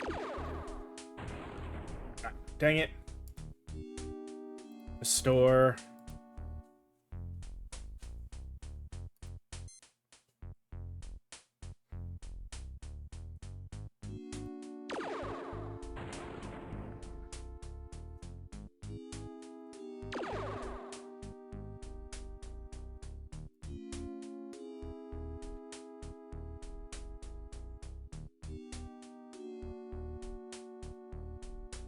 Takes a while.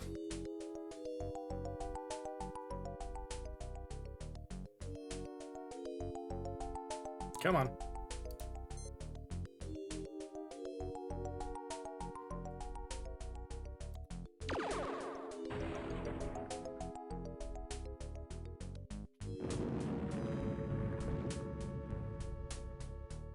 My scout ship.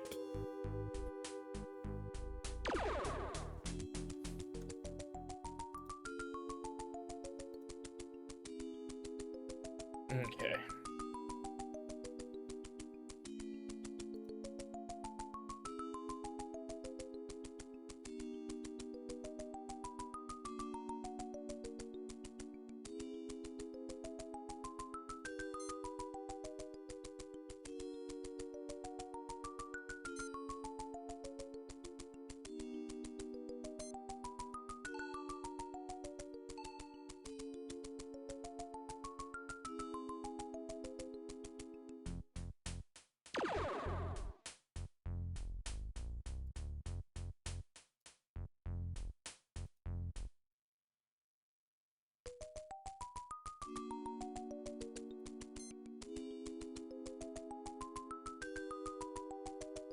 You know what? Let's make this easier on myself. Save on this screen.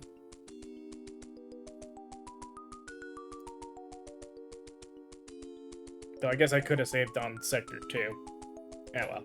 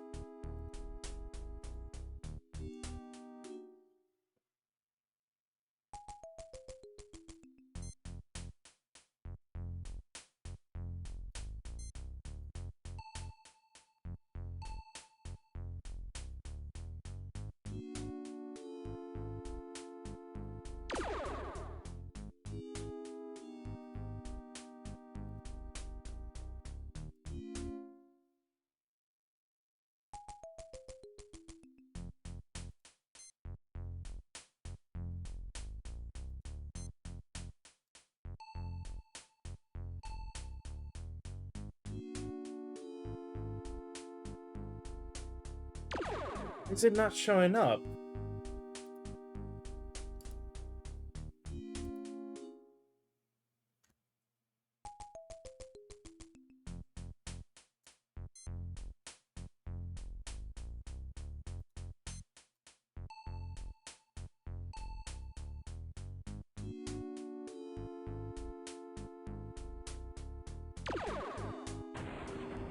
I mean, now I gotta restore anyway.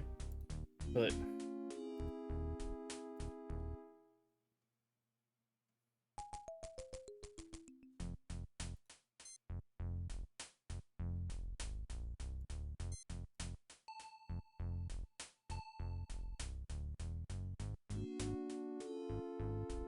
even if it's only partly, it should show up some of the whatever ship is in that 5x5, shouldn't it?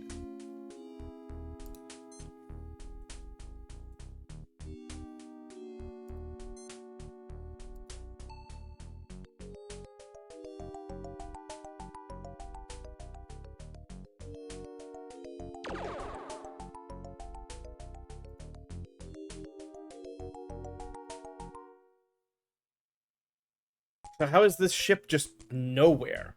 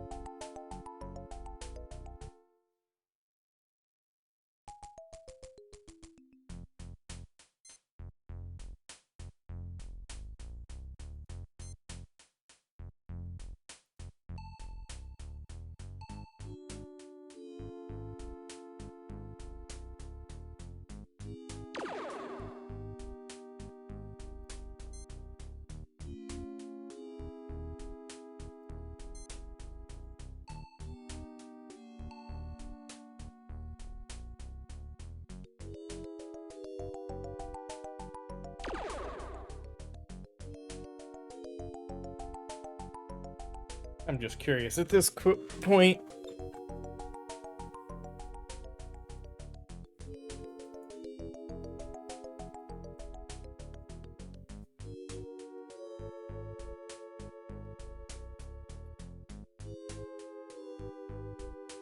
No, he does do different locations each time.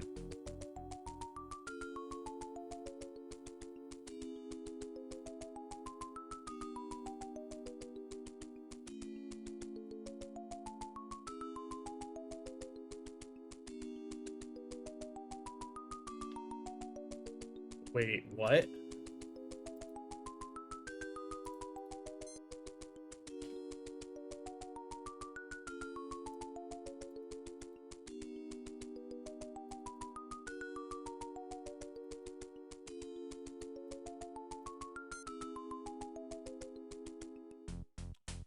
Oh, holy cow! But why did that not show when I probe? Whatever. Good to know that that's a cheat that existed.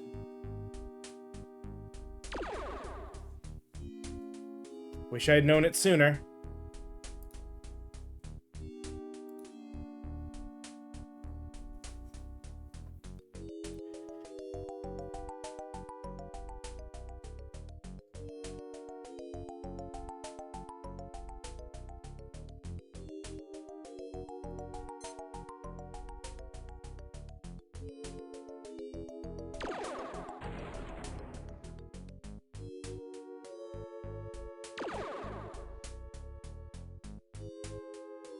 He can't blow up any of my ships now before I blow up his last one.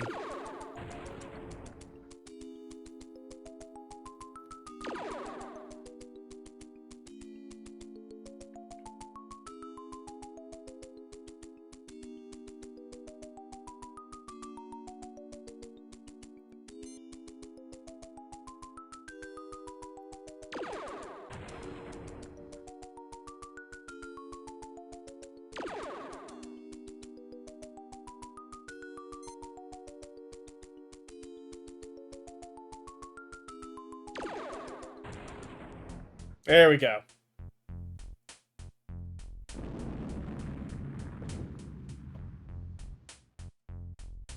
You destroyed my destroyer, punk!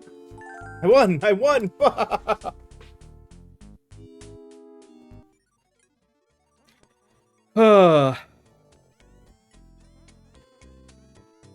Wow, you dirty no-good.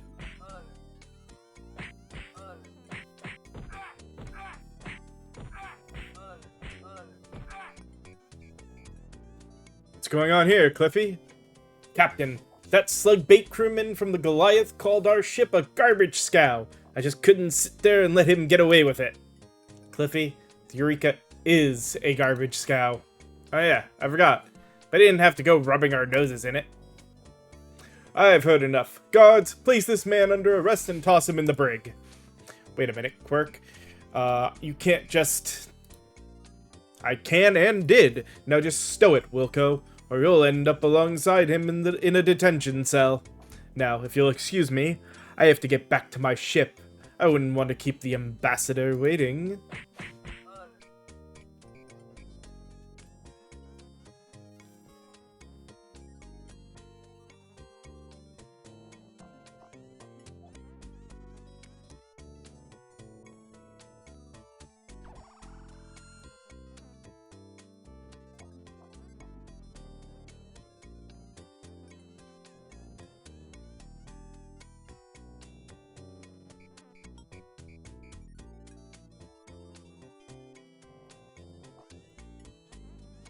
Did you notice the alien sitting with Quirk in the upper booth when we came in, Captain? What about him? Well, I have an excellent memory for cranial configurations, and I'd swear it was the same creature we saw in that transmission we interrupted. What do you suppose I was doing with Quirk? I haven't any idea. What do you think, Joel? Beats me. I didn't even see the guy when we came in. Why did you say uh-oh, here we go again when we came into the bar? Cliffy had a slight misunderstanding with a crew member from the Intrepid the last time we came in here. What do you mean by slight misunderstanding? Apparently Cliffy had some colorful speculations about this crew member's parentage. Then he proceeded to make some unflattering anatomical references. I get the idea. Males, you can live with them, and sometimes you can't, even house train them? Okay. That reminds me of my 14th husband, Vlad. He was always brawling. Captain doesn't have time to listen to one of your fascinating personal narratives right now, Flo. He has to figure out how to get Cliffy out of the slammer, right, sir? Yeah. See, I told you the captain wasn't a complete closet case, Flo. I'm with you, sir. Let's go blast him out. It's a fine idea, Droll, but it would draw too much attention. There's gotta be a better way.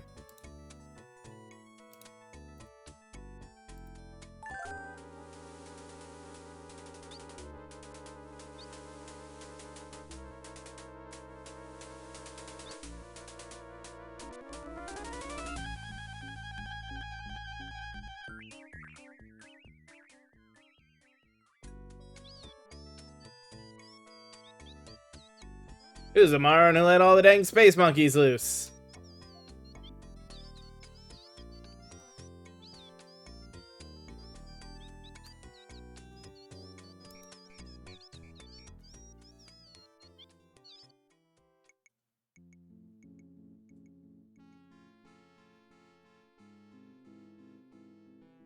So I'm outside the airlock in an EVA, and I hear the phone ring.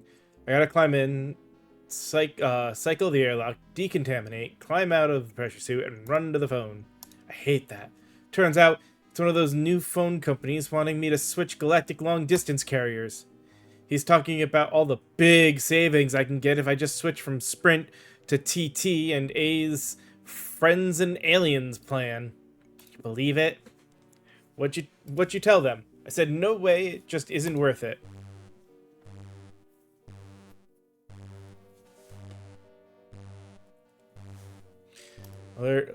Come on, let's go see what it is. Maybe we'll get to beat somebody up.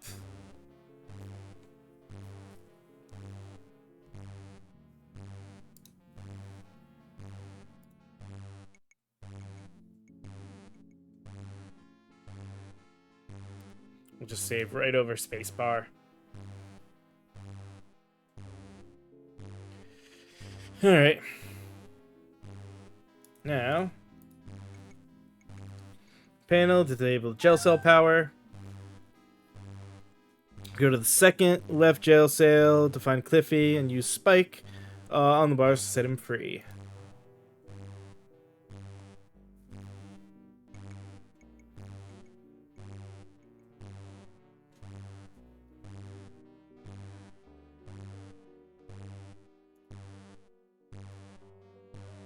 Not that.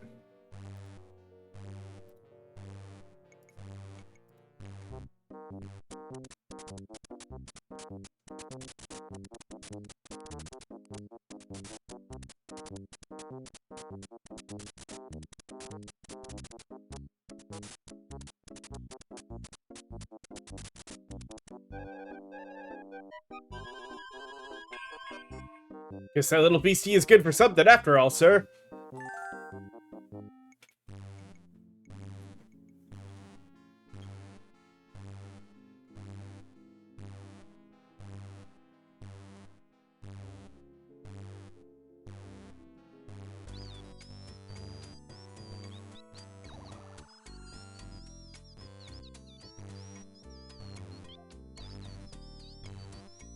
That's a lot of space monkeys. I'm hurrying, I'm hurrying.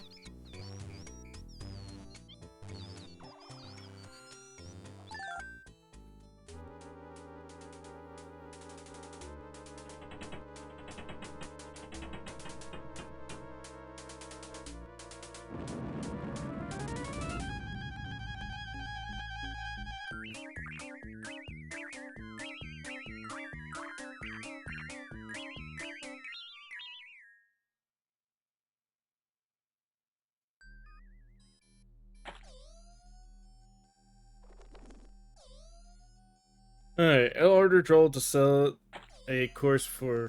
Oh, come on.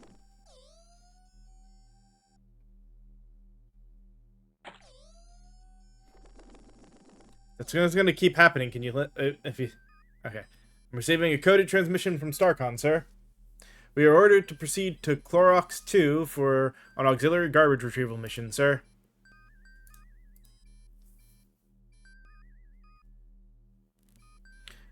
Lane, of course. 90210.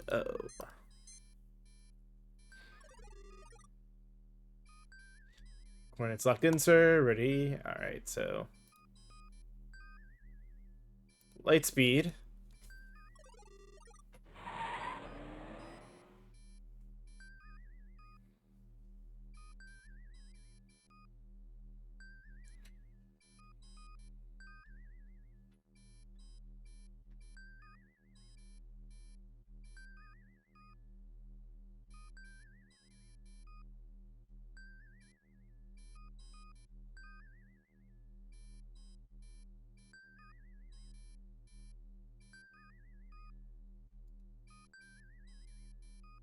Regular speed.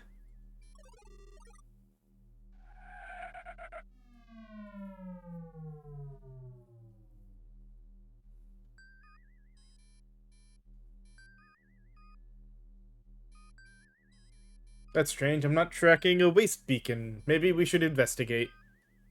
I could put us into orbit to take a closer look, Captain. Standard orbit.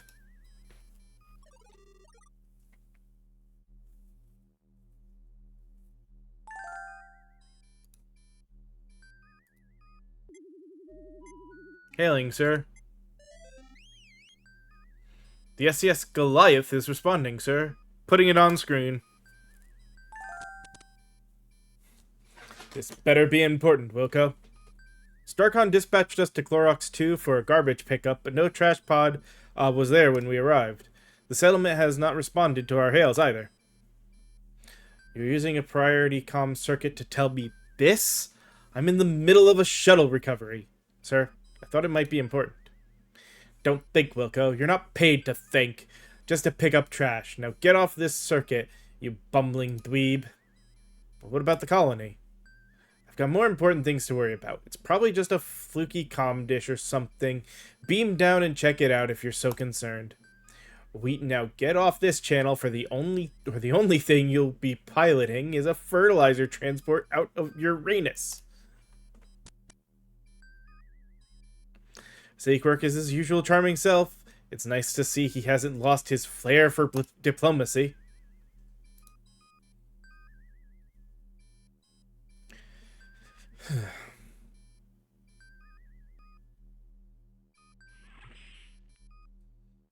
It's a little suspicious. I better go down with you. Meet you in the transporter room, Captain.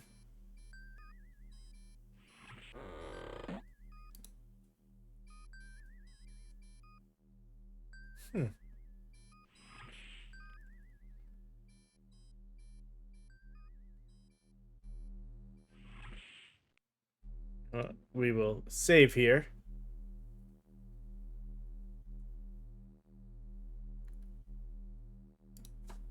The new name of Clorox 2. Electric Boogaloo.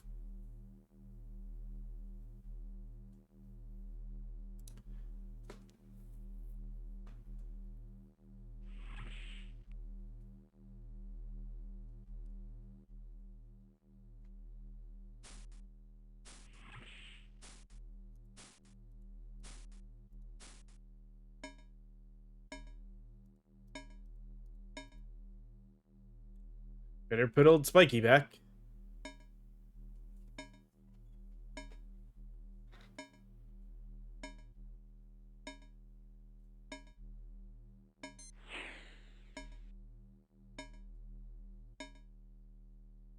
Energize.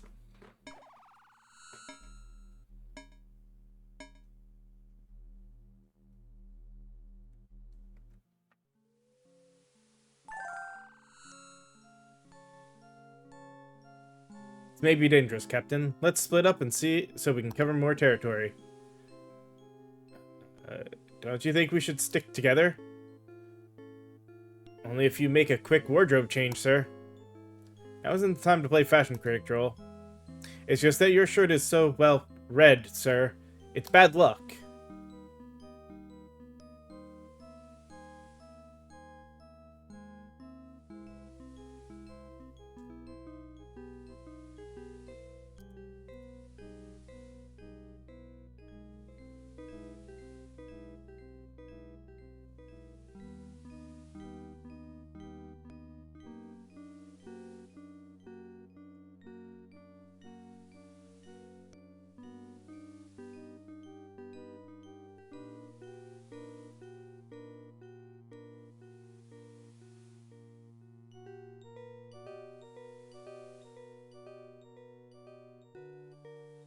Okay. So we're supposed. This is the other recommended spot to actually save the game.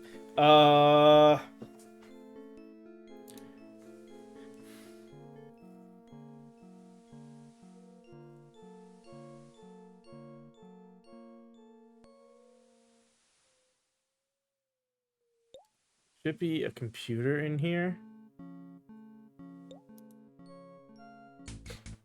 Oh.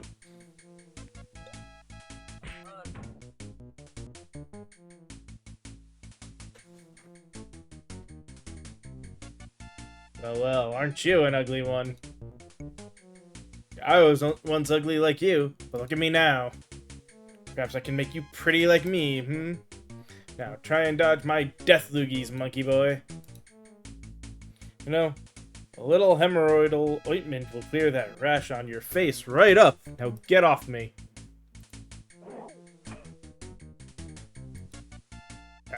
I gotta wait until he's actually spitting.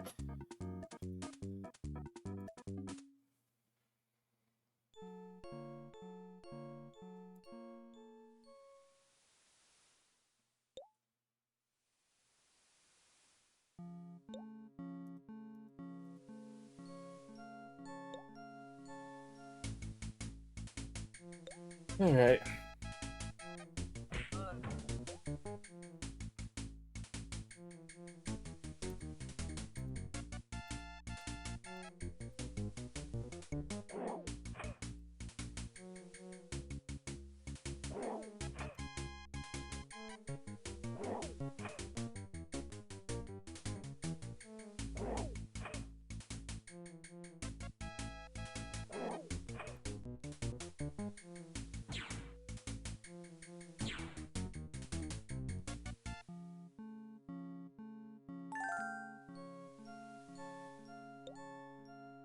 Nice shooting, Tex. I thought I was dog meat for sure. Hey, he's a real looker. I'd better scout around and see if there's any more of these creatures I can blow away. Meet you back on the ship.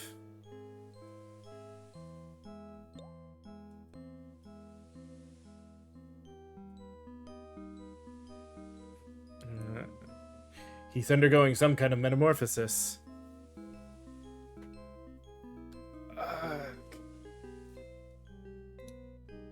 Thank you. At last, I'm free. What happened here? Entire colony mutated. Bad soup. Secret path. Over the ridge. What a bunch of gibberish.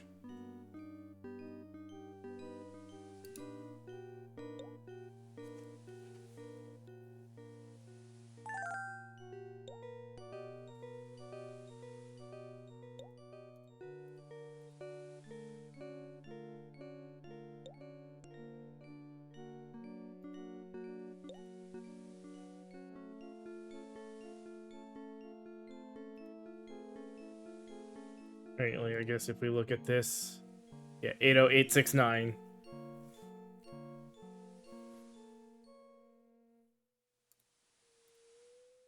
All right, now.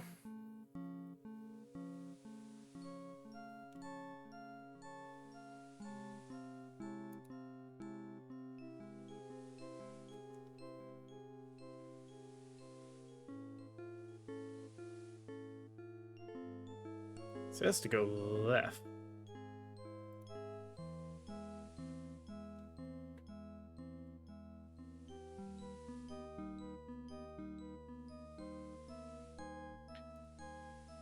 Look at the can.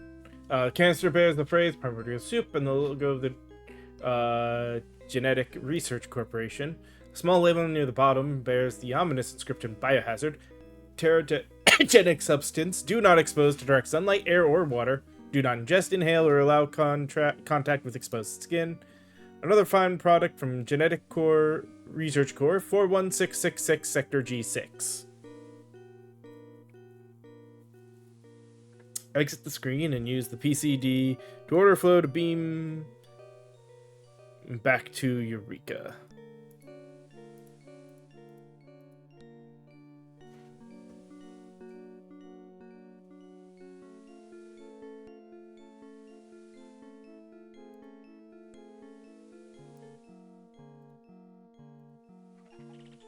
This is Eureka. Go ahead, Captain Wilco.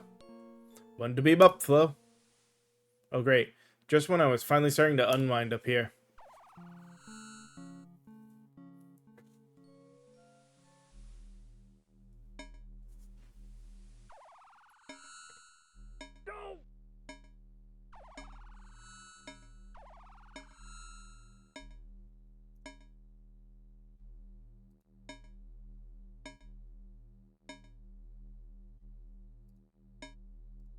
Alright, let's save.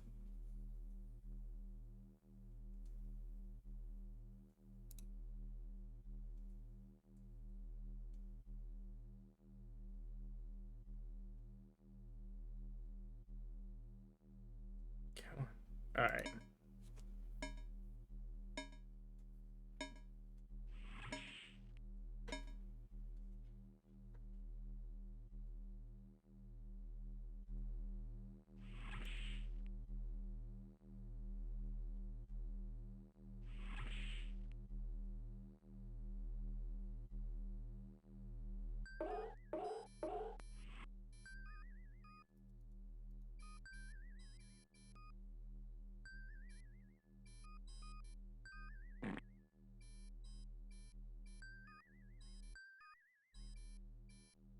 I'm picking up a weak signal on an emergency frequency, Captain.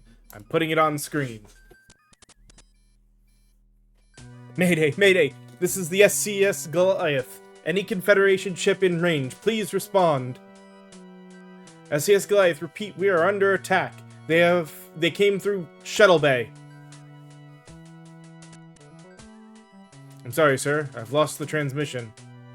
The message was too brief to pin down the exact source, but I've narrowed it down to the region of the Thrakis system. Meanwhile, on the SCS Goliath...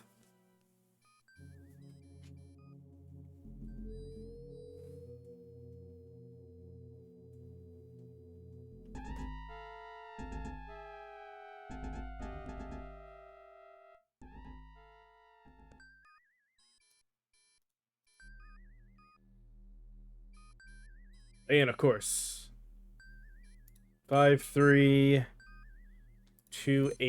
All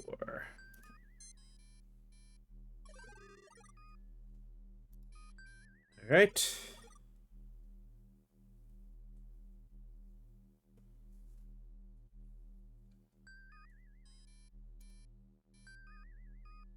Light speed.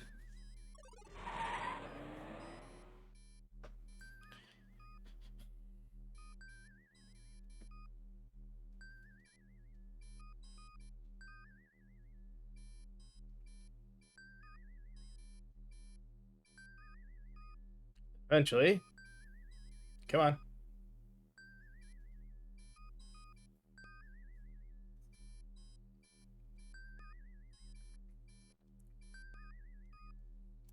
Mm-hmm. Regular speed.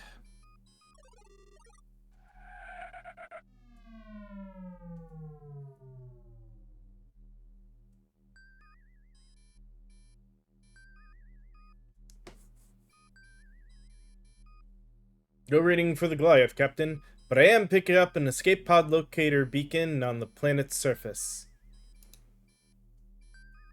Standard orbit.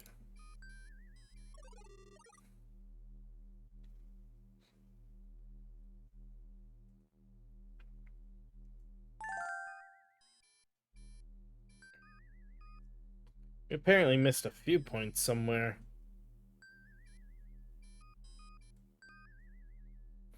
Oh, I missed 20 points at the greenhouse. Oh well.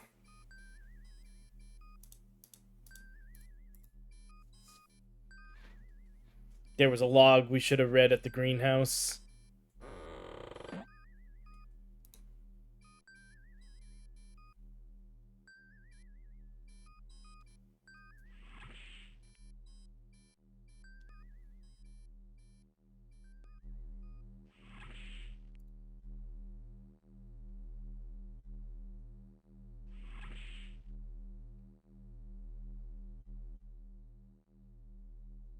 Alright,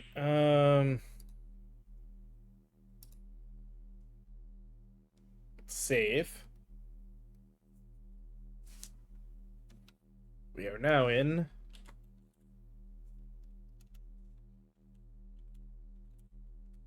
Rakus. All right.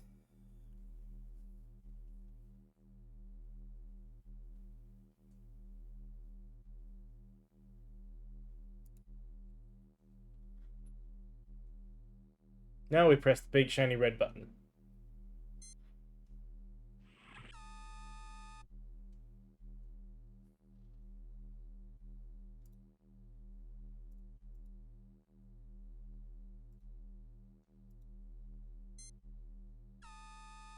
Wait. Oh. No, this is teleporter room.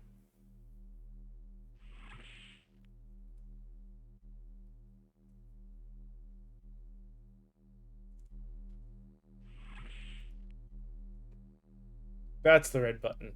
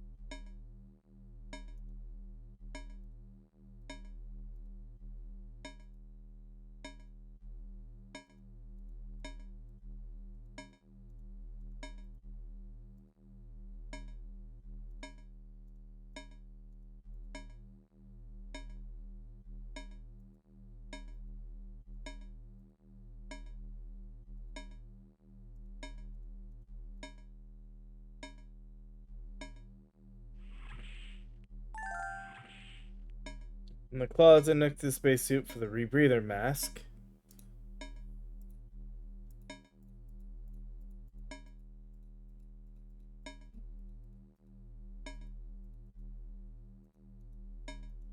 Oh, because Sparky's here, can I not do the Easter egg?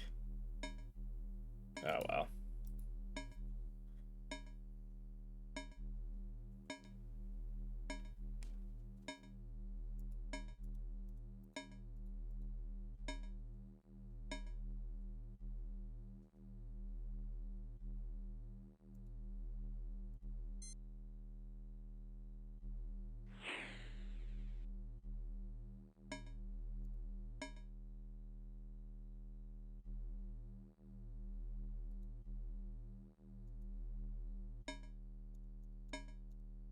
Okay.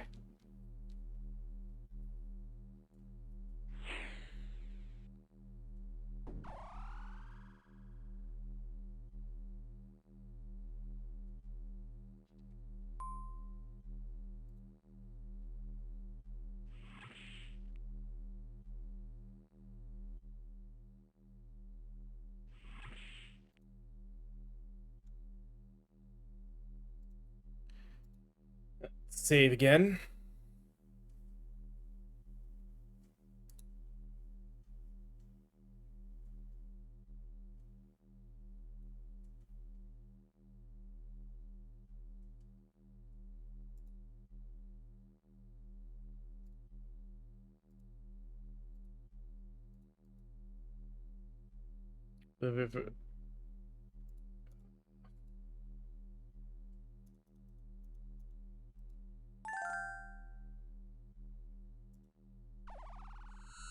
Okay.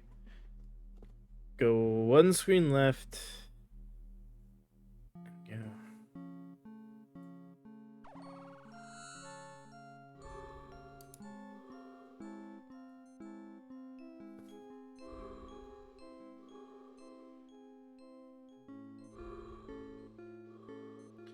Go this way.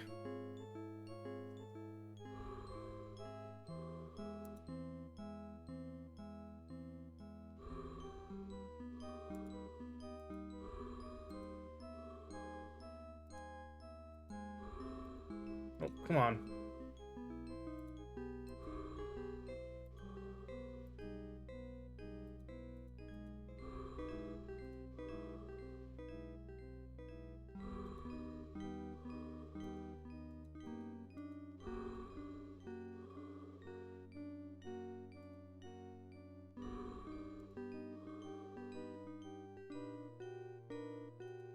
Is it in here? That's very horribly designated, but okay.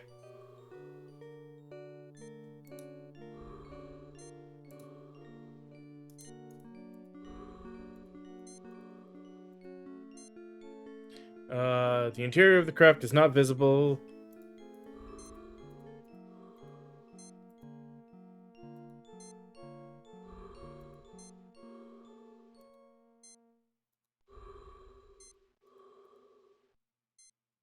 Okay, there we go.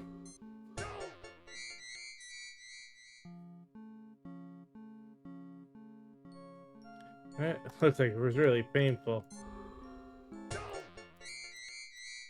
Okay.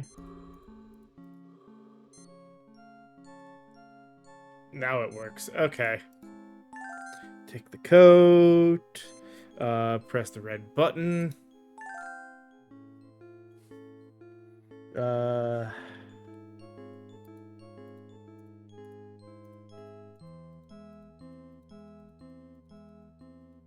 Guess there is nothing else to do. Okay.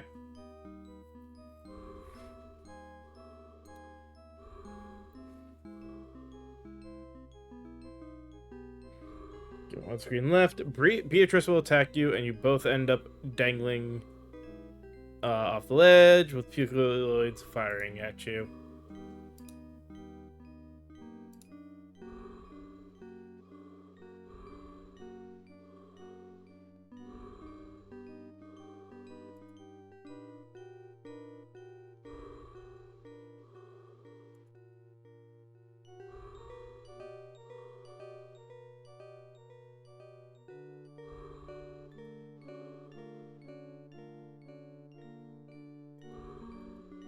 So why did I not get attacked?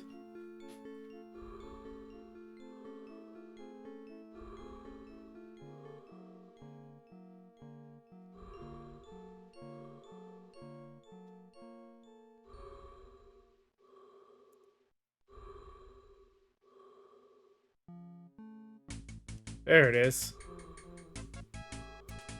Yeah.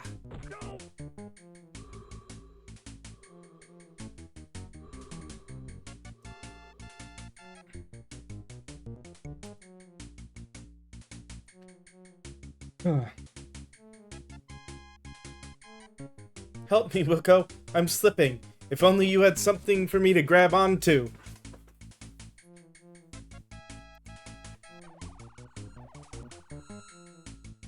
Oh, those Pucaloid mittens found me. Do something, Wilco. Give me your hand or something and I'll climb over you and pull you up after me. Okay. Sid. BCD. Flo, have Cliffy beam us out of here. And take a few moments to recalibrate the beam out of coordinates. Captain, please hang on for a minute. That's what I had in mind. Uh-oh. Cliffy says your present orientation won't fit within the containment field of the transporter beam. There's a clearing a few meters from your position. Can you make it there? Do I have any choice? Not really. Eureka out. Alright,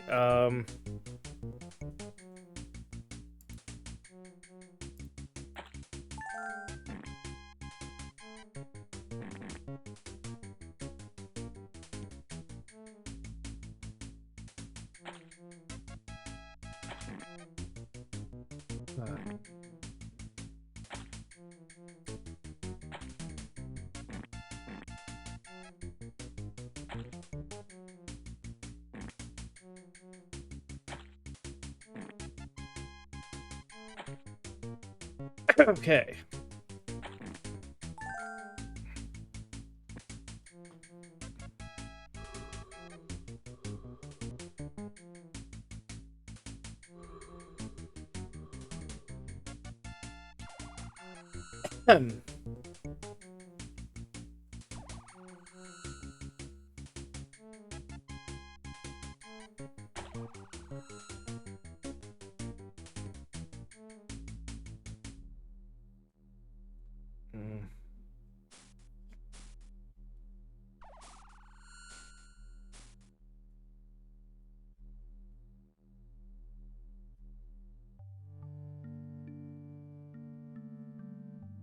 Sorry, I tried to kick your butt back there on the planet, Captain Wilco. I thought you were one of those pucoid mutants. Call me Roger, and don't worry about it. I don't think I'm going to make it, Roger. One of those bastards nicked me with that awful primordial soup. Don't worry, we'll fix you up. There's gotta be a cure. I'm afraid not. The only thing you can do is slow down the mutation by putting me in cryogenic suspension. Beatrice, you're asking me to freeze you, and we're getting along so well. I must admit, I thought you were a real putz back at the academy, Roger. But you've turned out to be an okay guy, maybe even more than okay. But we don't have any time for that now. I'm probably not going to make it, and the Pucoids have to be stopped before they trash the entire Star Confederation. Wow, the Goliath could be parsecs away by now. We'll never catch them before they reach StarCon. Oh, how the Goliath could be parsecs away by now. They aren't going to get far without this. It's the Goliath's warp distributor cap. Bia, you're a genius. I know. Now put me in that cryo chamber, quickly.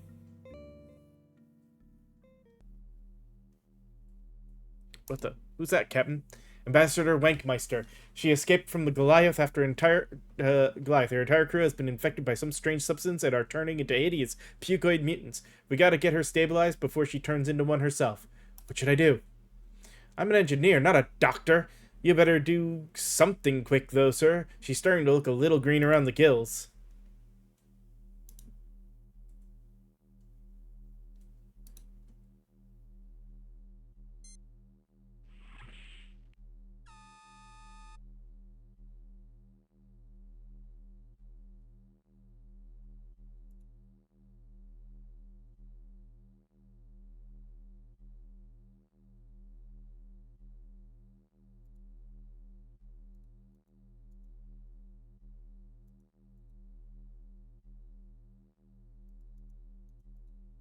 Mm-hmm.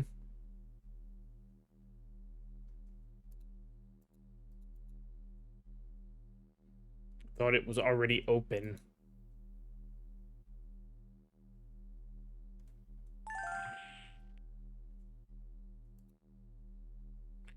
Okay.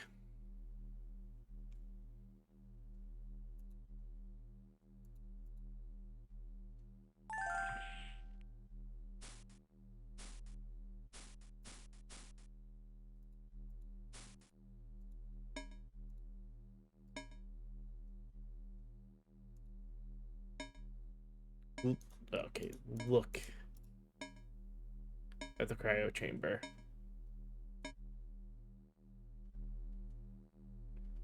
Then at its control panel, cryo freeze.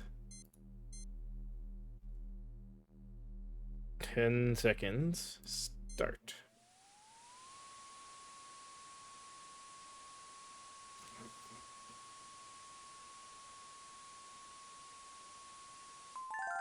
Bia has been successfully placed in hibernation. The mutation process has been slowed, but she's not out of woods yet.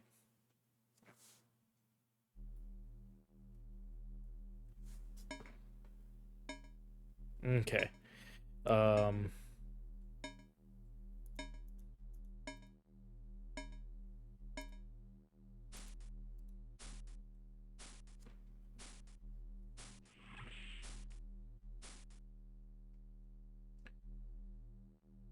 May have enough time to at least get through the asteroid section too. Or, you know what? No. This does feel perfect timing. Save right here. Because the next thing is we're right at the beginning of this asteroids section. And we will actually, once I know that that save is confirmed, go ahead and call it there for today. What we'll do is we'll come back with this next time, so tomorrow night, and finish it, because we should be about halfway through. So hopefully tomorrow night, another 3 hours, we can get through this, and then next week we can do the last game. I figured this one might be a little bit longer. I didn't think it would be this much longer, but that's fine. This works out perfect to where we can kind of get through them still. That being said, tomorrow I will have my normal afternoon stream, so 12:30 to 5:30 Eastern Standard Time. We'll be playing Pokemon Scarlet. Don't have much left on there. I don't know if I'll get through the whole bit of what's left tomorrow. A lot of it's going to depend on how much grinding I have to do to level up. If we don't, then we will be streaming Sunday as well for more of that. Otherwise, Sunday will be Pokemon Violet, kind of to see how things go. But that will be the end of this today. Hope you guys enjoyed this. Once I get through these Space Quest games, the next plan will be to kind of use these night times for certain other random stuff. But I will be trying to do, I think, Tuesday, Wednesday nights, as well as Friday, Saturday nights. Kind of depends on certain things, but those seem like the best, because I've got something Thursday night, so I can't stream Thursday night. I'm no longer going to be streaming Mondays, so Mondays are going to be my full relax thing, and that'll be there. I'm also contemplating, because I didn't feel too bad about it, doing morning streams. That'll also depend. I just have to figure out if I'm going to do it all 6 days, only 4, kind of play that by ear, and as well as what we're going to do for that. But I do hope you guys enjoyed this, and I will see you all next time. So, later.